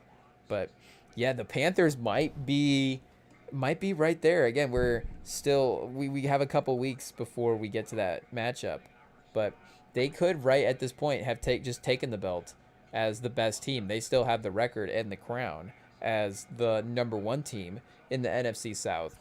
But I don't know who I would pick up as a matchup at this point. I might have to go with the home team. And it is also, like we're saying, them in this stretch of the season losing the 4 in a row. But you lose 4 in a row and you have a 3-point win to the... And really, they lost to Detroit as well, too. I don't even know if we mentioned that in there's 38-35 versus Seattle. So they have a win versus Seattle. The Panthers have a win versus the Rams. Okay, that's pretty equal. We would put those teams nearer on the same level, but like we're saying, again, after that, and then, back-to-back good stretch. It is the ebbs and flows of the season, but lost to Detroit, and then a win versus New Orleans before today was their only win of their last 5 games. So, and Arizona in there as well, too, and then New Orleans this next game. So they can definitely collect some wins in some games that they should, but they're not necessarily proving themselves like we're saying against the top talent. But also, we got to give them respect, even if that Seattle game was a little bit a ways at this point. Still, again, as a team, we would say as impressive as the Rams. They did go into Seattle as well, too. So the Rams on the road Carolina did have the home field advantage today. Maybe the Bucks do get the credit there as well. But the Blazers tied up here with the Thunder in the fourth quarter. We might just have to make an executive decision. Hey, yo, stay tuned for 2026 watch along. A little teaser there. But we may have to make an executive decision to just watch this fourth quarter. And it literally just may be a watch. If you want to just tune in and, we'll just literally just sit here and watch it. It is what it is. But, yeah, it is a close game. And the Thunder with still only one loss on the year. I mean, what is the record-breaking potential at this point? Possible. There's going to be, you assume, maybe even at the end of the year, a little spot in the season where they drop a couple just because. But, it hasn't happened so far. So, hey, yo, chat, I wasn't joking when I said Rem and Sam Radio. It is what it is. We just gotta, it's the story of the live stream. It is what it is. I'm not going to sit here and say Rem and Sam flu game, but if we got to take a quick break to reset and keep the voice strong, it is what it is, and power through for the rest of the episode. Like we said, we got to do what's necessary. So we'll be right back, but fourth quarter for Thunder's Blazers, we'll do our best to stay tuned, and we've still got more Week 13 reactions as well right after this.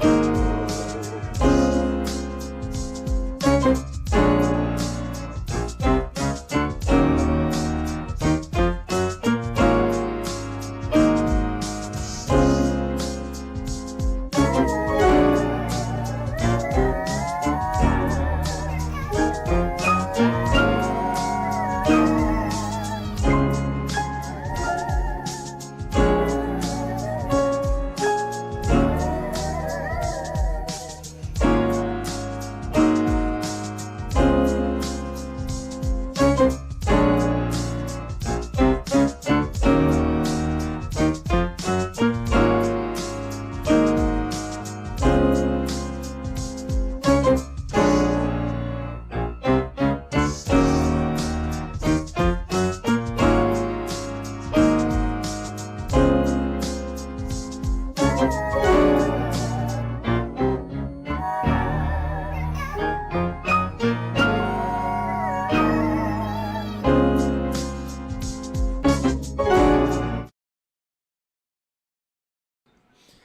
chat. REMINGTOM NPR has returned. The voice hopefully powered back up for another go as we continue the Week 13 live stream, which is now really an NBA live stream watching Blazers Thunder with a minute left in the third quarter. Blazers now with a 1 point lead as these teams are in an epic battle. And they did mention on the broadcast as well that they have overcome a 9 point deficit over the course of this game already, meaning OKC, had a moment to pull away. I guess they didn't say the exact score, if it was, say, 11-2 at some point in the game or something like that. But it means they did have a chance to maybe create some more separation and, did not do so. So shout out the Blazers' depth being able to counteract the Thunder's as well. And the game is now tied. So, hey, yo, if there's any other games important to mention that happened today, we better mention them now. Of course, we could highlight our guy Shedeur subbing in and getting another start. There was a moment in the game where he went down with injury, and it looked, of course, you just didn't know the extent. It looked a little non-contact on kind of a slide. So it was like, oh no, is this, Shedeur finally getting his moment, and then, man, the worst case scenario. But they only had Dylan Gabriel in for the one play and then went right back to Shedeur. So, that could have been a moment as well, too. Maybe, Shedeur's a little banged up. Like, let's just go with Dylan Gabriel again and just screw it. That'll just be our guy. We took him higher in the draft anyways. Maybe they did actually like his draft profile a little better. Who knows? But it's like, no, Shedeur can have the run for the game. And, it's definitely tough right now, for sure. It is what it is. Like, he is, takes him a second to kind of read the field. And, of course, the offensive line maybe is not able to give him that time. But when he was at Colorado, he was an accurate passer as well, too. I put it in gum, and I think that's a bad idea. I'm just going to take it out. It is what it is. Let's see. Can we Steph Curry it onto the plate off screen? Oh, yes, sir. I mean, we have no way of proving it. I guess I could go grab the plate and show you. I guess I could also just go grab it off screen and put the gum on the plate and fake it as well, too. I don't know why throwing that idea out there would help prove our point. But, hey, I can live with the fact that I just made it. It is what it is. We needed to make it for functional purposes anyway. So, functionally, mission accomplished. But and I don't know if putting in gum when you're losing your voice is the best thing as well, too. But it is what it is. That was the call. And hey, we're audible. We went up to the line of scrimmage and we said, no, we don't like the coverage. We're going to switch out of the play. So it is what it is. But Shedeur, maybe a little, see, Chad, that, boom. We needed to make a call in that moment, and I guess we made a call. Shedeur, maybe just a little bit quicker on making some of these calls. Of course, the Browns receiving core as well, too. Maybe, getting open on some of these routes.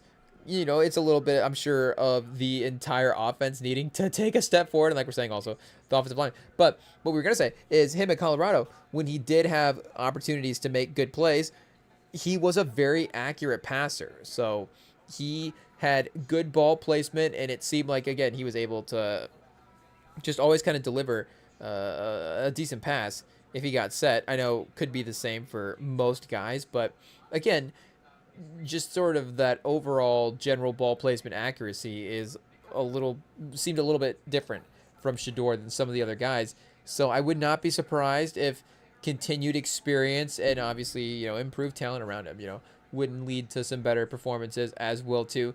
There is still the balance ultimately of what that evaluation actually should be for Shedeur, because on one hand, of course, he is the supposed number 2 quarterback in the class at the end of the day. Maybe even the number 1 if you're really talking to some people. But, he did actually get, like, the 5th round pick. So you could, in a kind of a perfect way, obviously, to make your case, be like, well, he is just like a later in the draft type of swing. Or, no, he actually is a quarterback that, regardless of how it played out and the team's unfairly valuing some stuff, and Thunder almost getting a full court shot to go at the end of the quarter. as well too. But the like we were saying, the the expectations that they have there with him are, still obviously needing to work those out. But yeah, he will definitely need to, improve the play speed and take some steps forward as well too. I mean, did we expect him to step right in and be even if he was a first round pick, obviously, I don't know if that makes it better or worse. A guy that in his first couple of starts would have been awesome right away.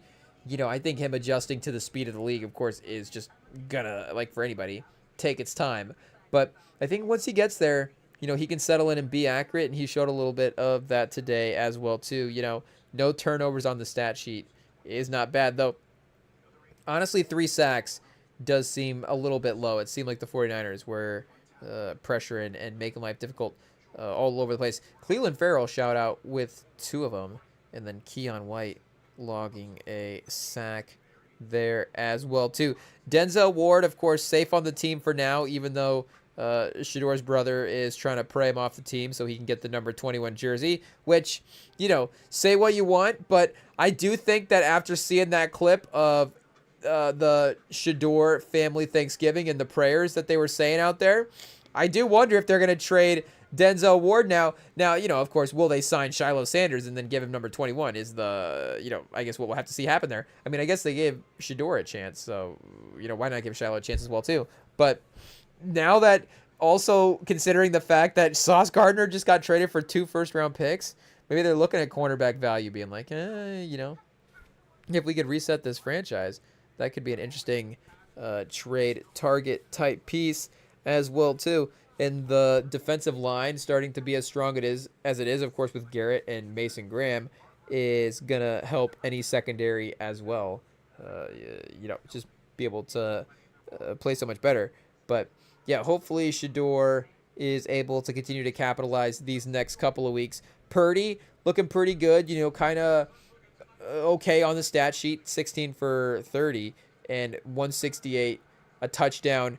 But again, Brown's pass rush is always going to be a little bit of a factor, and him still working back from injury. You can see the aggressiveness though, and the overall confidence that he kind of plays with, and him stepping up in the pocket, and he just carries himself like a really, really good quarterback. And I know Mac Jones was playing well there, but you can just, and I guess Purdy is maybe not always the most, like, I was going to say physically confident. I don't know if that's a pause, but he might not always have the, the most confident body language like 100% of the time. But right now he does, and maybe the contract is a factor into that as well too. He's been paid and established as one of the top quarterbacks in the league in that aspect.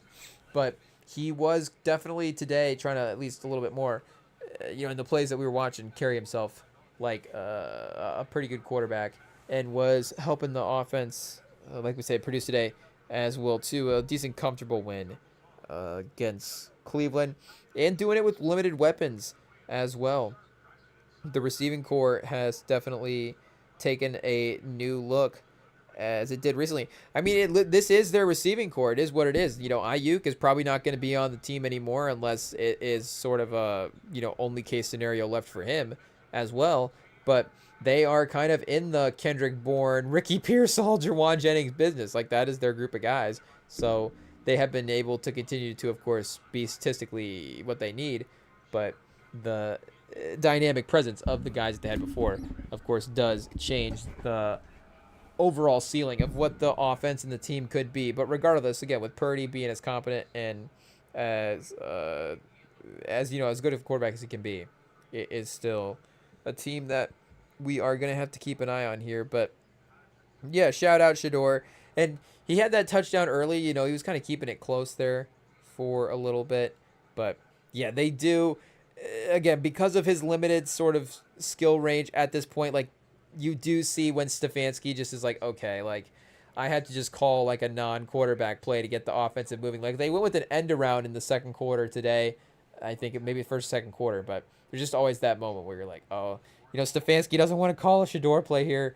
It is what it is. But like we're saying, we'll give him the leeway to be a better player. I don't know if that's a shocking thing or not, but we think that with his opportunity, he can definitely maximize it. And I think that he's really acted like a pro in Cleveland. I'm trying to, do we remember every quote and dig up everything that he said? I don't know, but for the most part, there's been a sort of not the same level of, and I know he's not at the same level of sort of, again, hype that he was at Colorado. They're literally retiring his jersey over there, playing for his dad, but he just definitely seems like he's approached this very professionally and very much like, this is an opportunity that I need to go out and win and handle.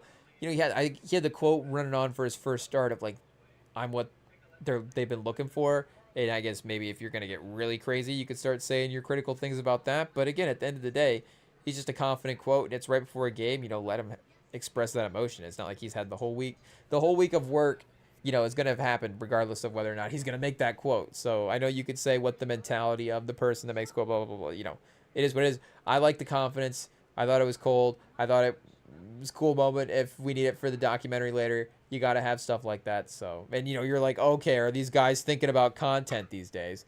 It is what it is. It's like, okay, so he was thinking of a good line, and he said a good line. You give the man a break. What, he can't play quarterback now? Wears a backward hat and he talks to the media well.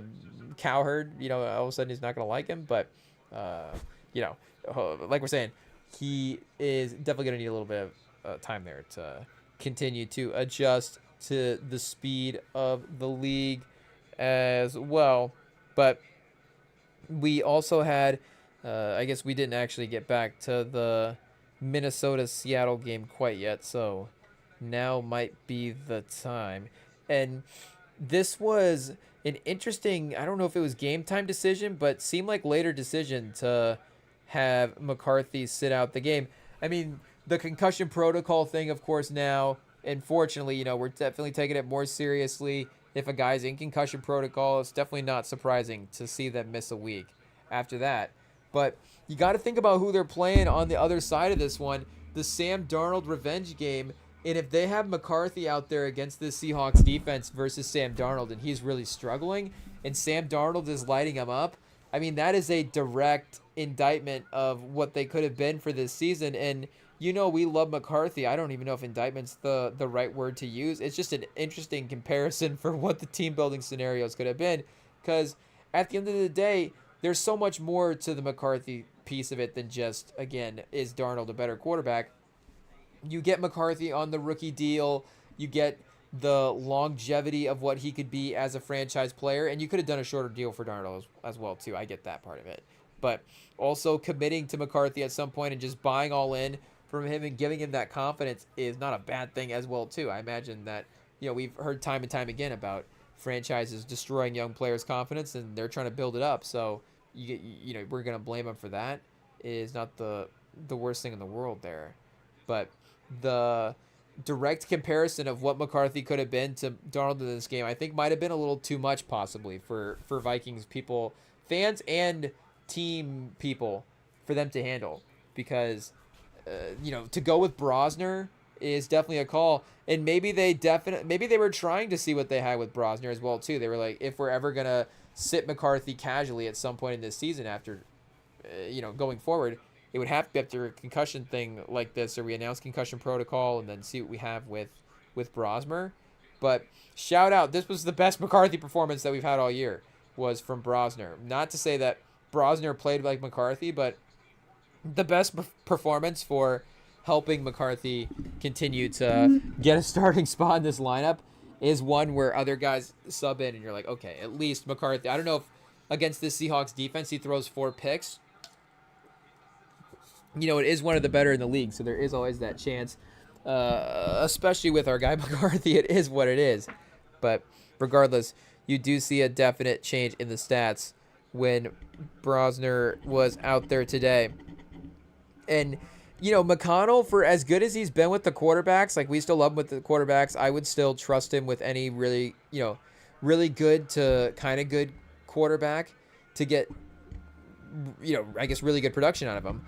But I think Shanahan obviously is still the number one guy. Like would Brosner have had 4 picks and 0 touchdowns under Shanahan?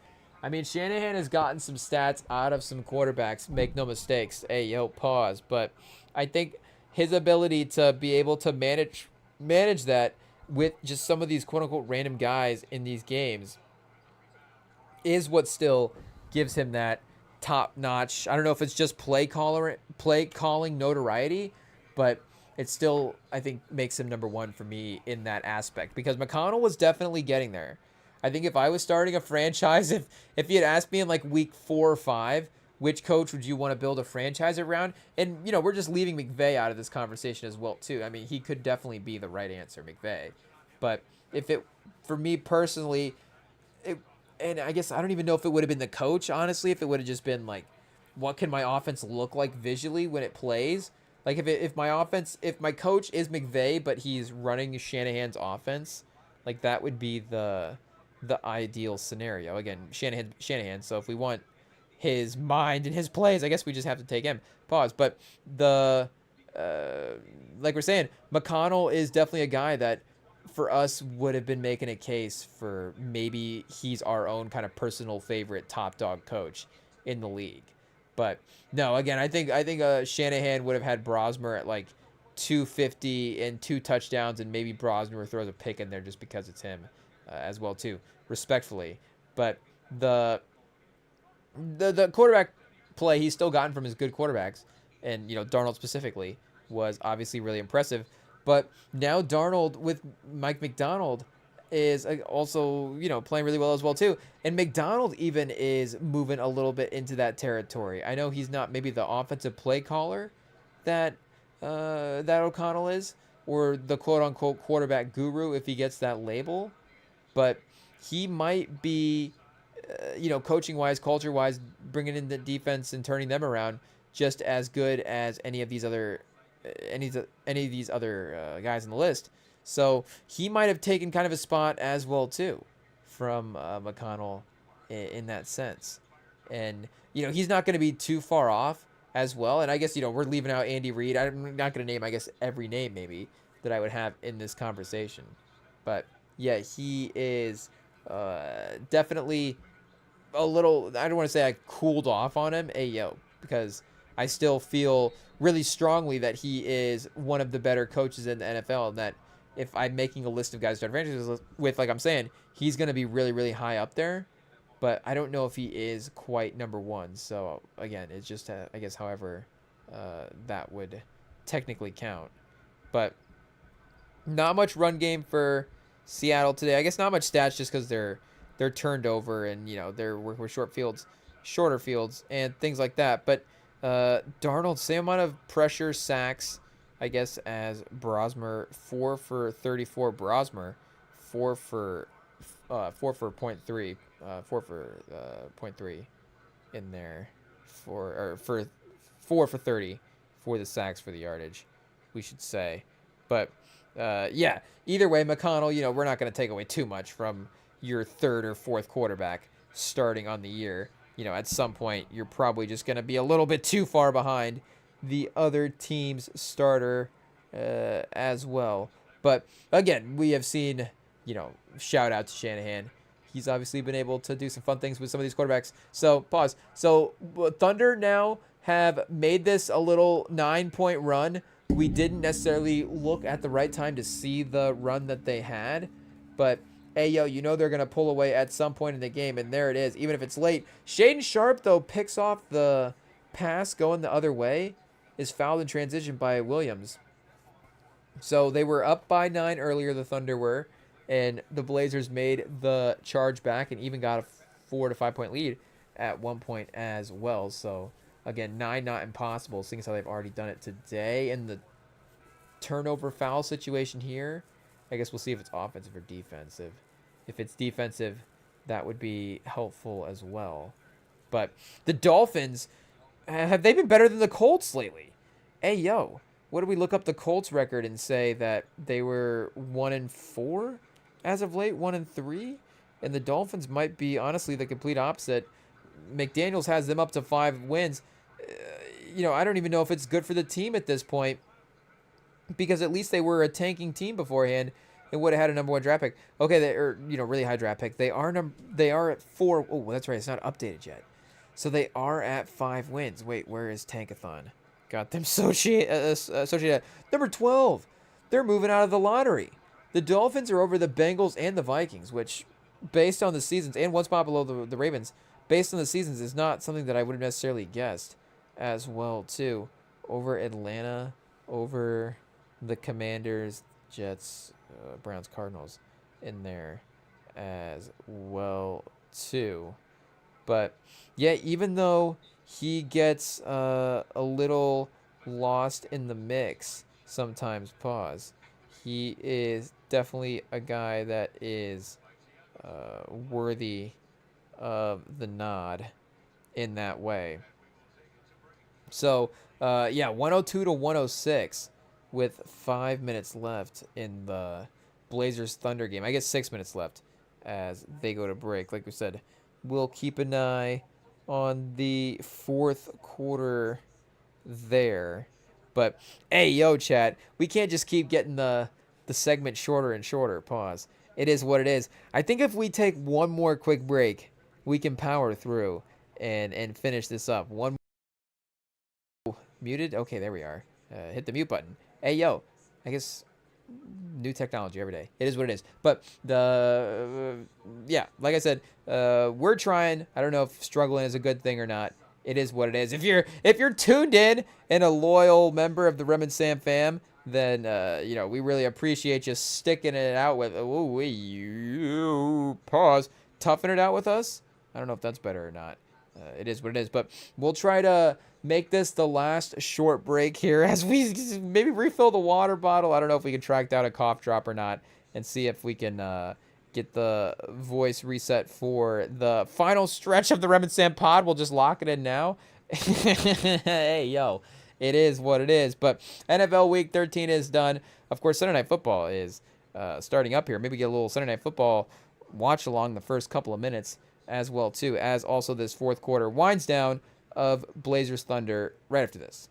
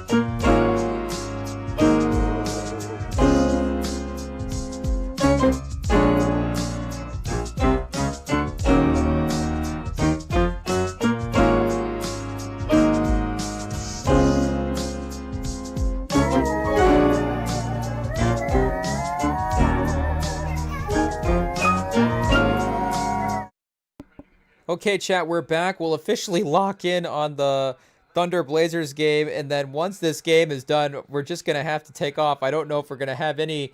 Can we? We can't say throat power. Hey yo, we might just have to go now. Hey yo, IT might be editing that out. It is what it is. But the voice might be gone by the time this fourth quarter is over, and REMINGTOM NPR style is. I don't know if that's the tone we want to set. We don't want to set that precedent. On this pod. It is what it is. So this fourth quarter, though, if the Thunder can get a loss here, we have to watch it live. It is what it is. They're 19-1.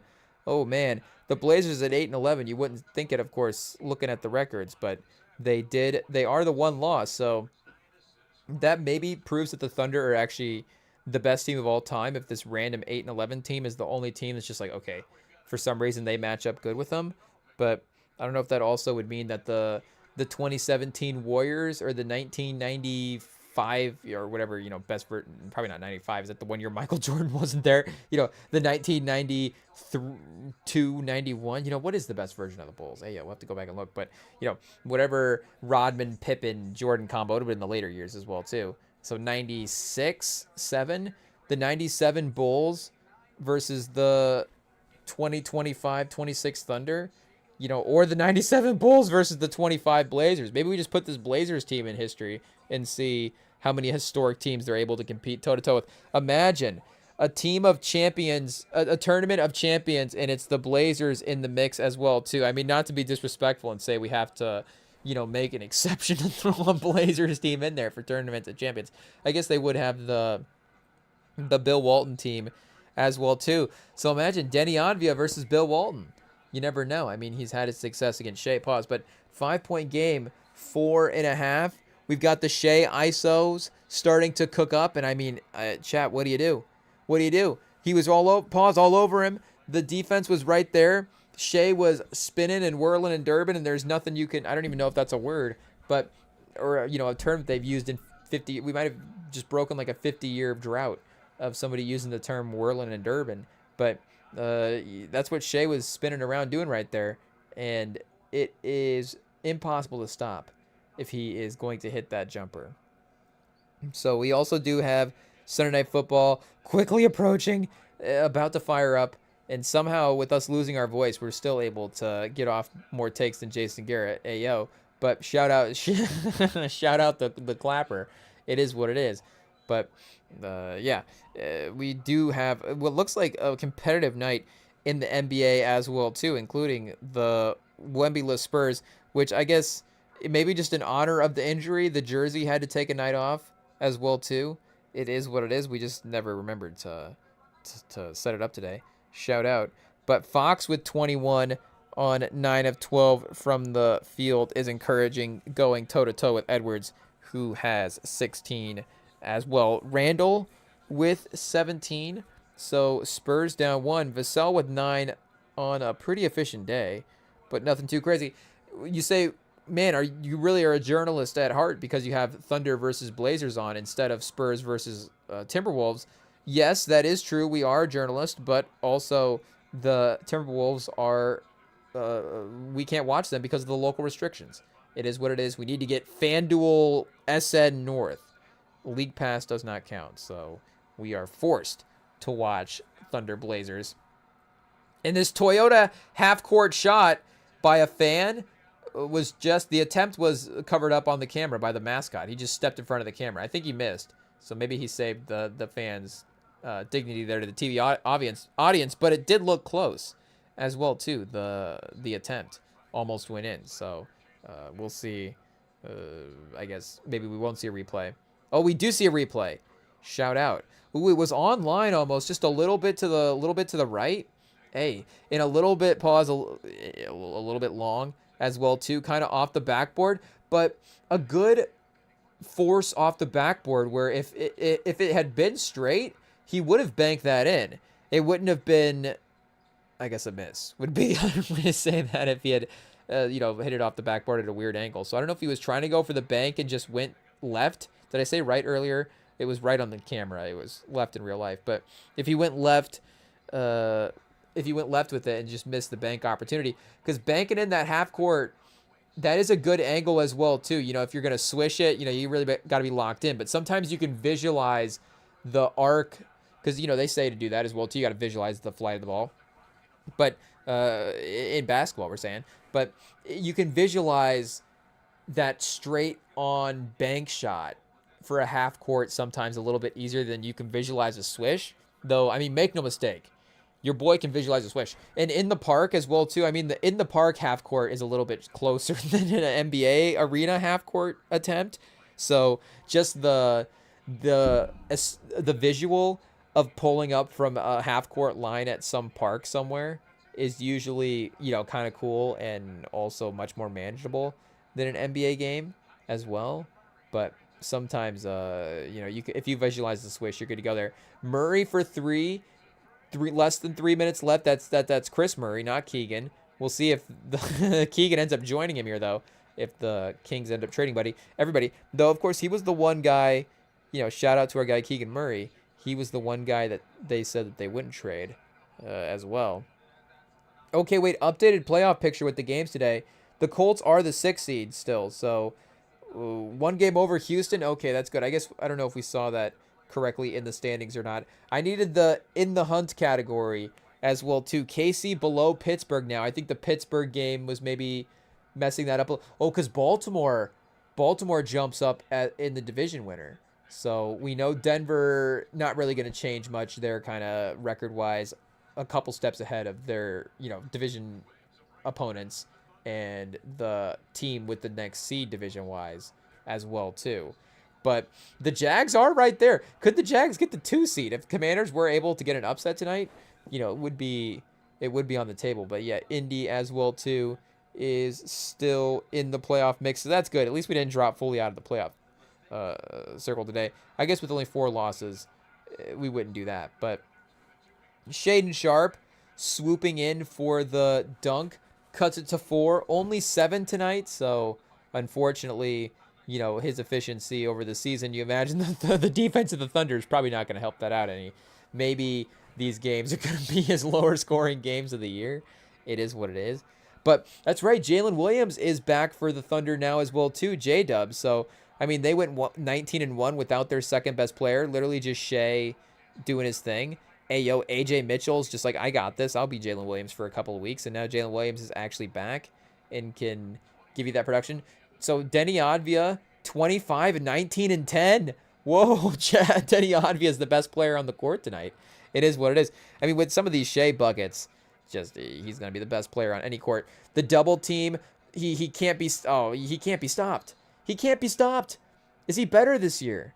I mean, this is as difficult a couple of buckets that he's hit in this fourth quarter as I've seen him make. Honestly, like in general, he's a little bit lower key on the stat line tonight, 22 and 5. We'll see if he's able to just sprint to that 30-point threshold, though I don't think he's been, you know, as, I don't want to say as worried about hitting that, but it just hasn't been something that maybe he's gotten to every single game the same way that he has in the past season. Commanders kicking off first, so they will get the ball to start the second half.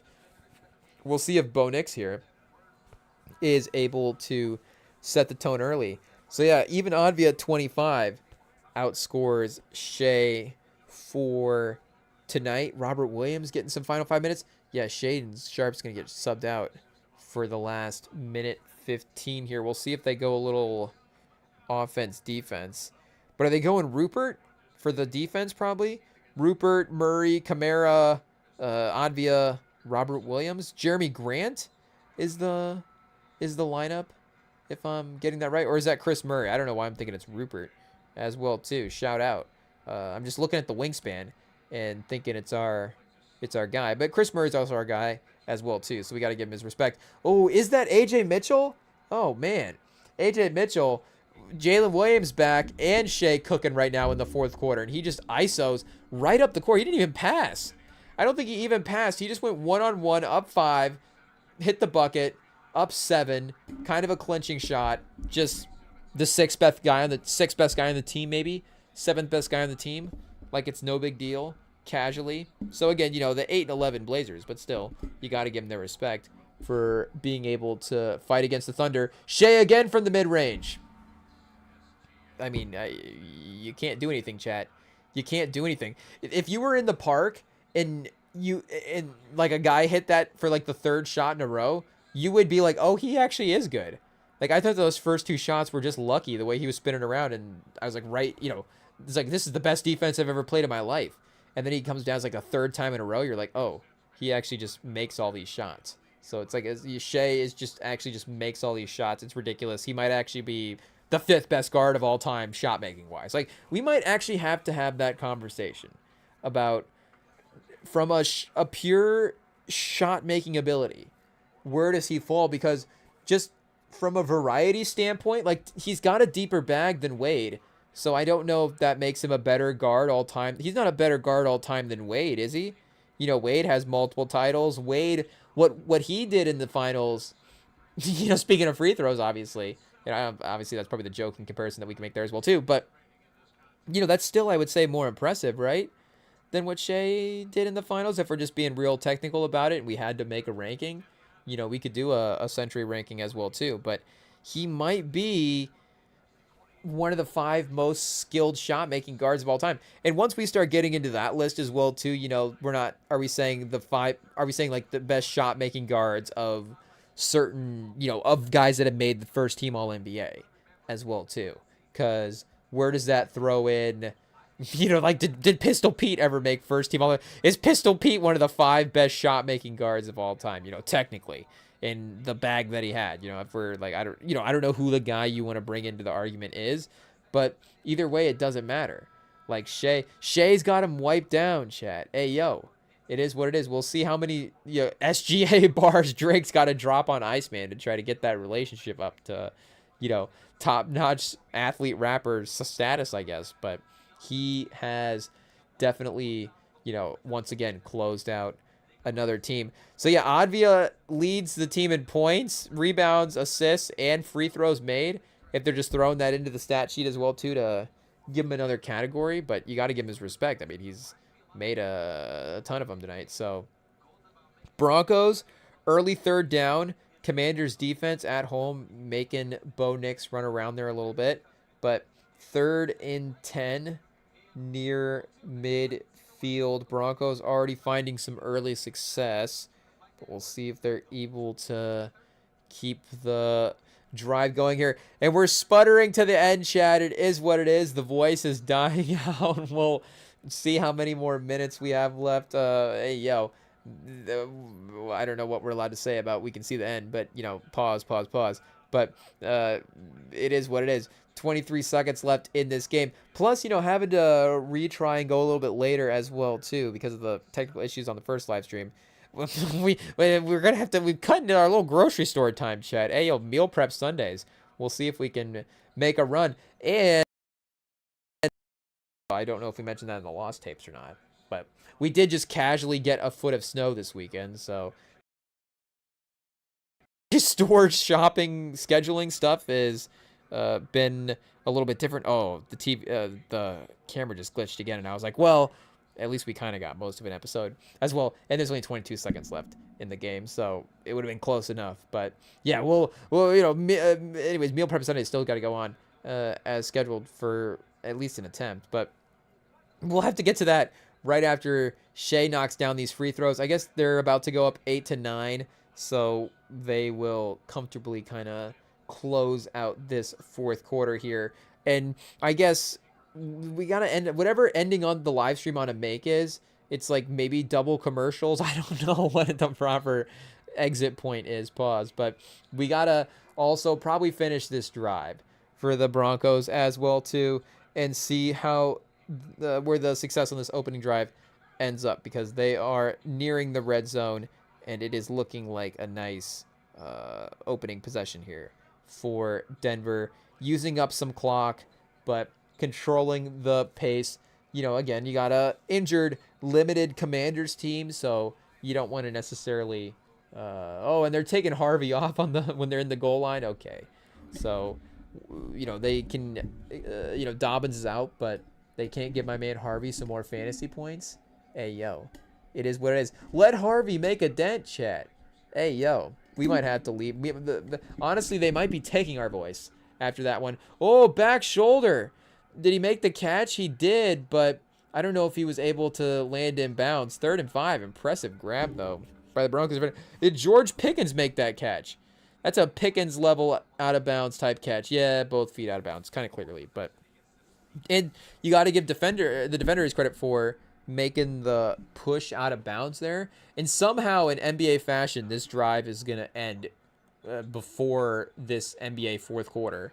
These final seconds are just going to have to randomly play out. Nothing is going to happen. Advia did get fouled with 5 seconds left, so he's going to shoot free throws down 9, make it 8. At least that gets him to 30, so the plus 30 people on the Advia FanDuel get a nice little payout there, I'm sure.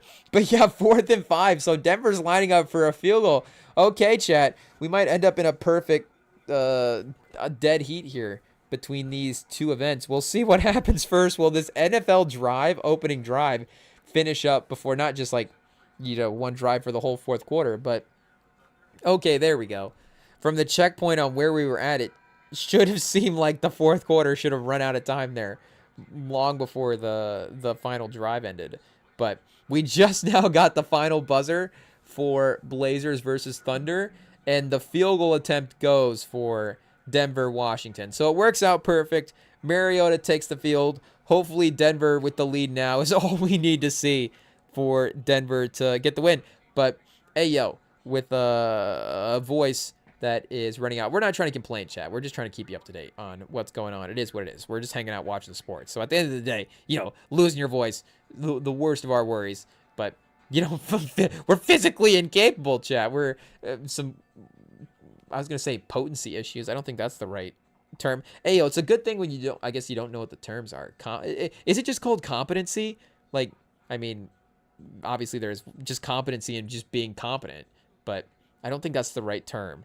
Like, chat, if you're soft all the time, what is that called? Hey, yo, DMS maybe don't. Hey, yo, it is what it is. But we'll be back Tuesday, maybe, if the FCC doesn't get involved. We'll see what happens. But we'll be back Tuesday, Friday, hopefully more prepared and not Rem and Sam radio having to take a little break every now and then. It is what it is. But yeah, typical schedule this week. Be back. Holiday season here on the Rem and Sam pod. We'll be, celebrating by watching football and basketball and keeping up with the goings-ons of the sports and the pop culture world and hanging out with you guys a couple times a week. We love we love being here, chat. We love hanging out with you guys. We are thankful for you during the holiday season, and we are excited for the year that we've had. Of course, 2026 is going to be fun as well too. We are looking forward for that. So we appreciate you guys. Jumping on tonight. Hey, yo, we got a voice crack. We got to stumble in. We got to whatever it is to end the episode. It seems only right for the theme of the day. But that will do it for the Week 13 live stream. We will be back, like I said, Monday, or not Monday. Hey, yo, we're booking extra days for ourselves. We'll be back Tuesday. We will be back Friday. And we look forward to seeing you guys then. But until then, I guess if you're in the Midwest, hey, yo, stay safe. Of course, I don't know how far these storms are reaching out there. Hey, yo, weather corner to end it off. But I don't know. It might have been like the Weeknd album this year. We get the best snow of the year to start, just the most snow at the beginning of the winter, and then that's it. Just a foot of snow right away, and then we're chilling because we might be. If it stays cold, Chad, we'll be set till Christmas with this snow. It is what it is. It's like, okay, the Weeknd's just gonna drop the best album of the year a week into the year. I guess so. But yeah. Other than that, we will see y'all in a couple of days. Enjoy the winter. Enjoy whatever. Enjoy the Thanksgiving leftovers, and we will see y'all.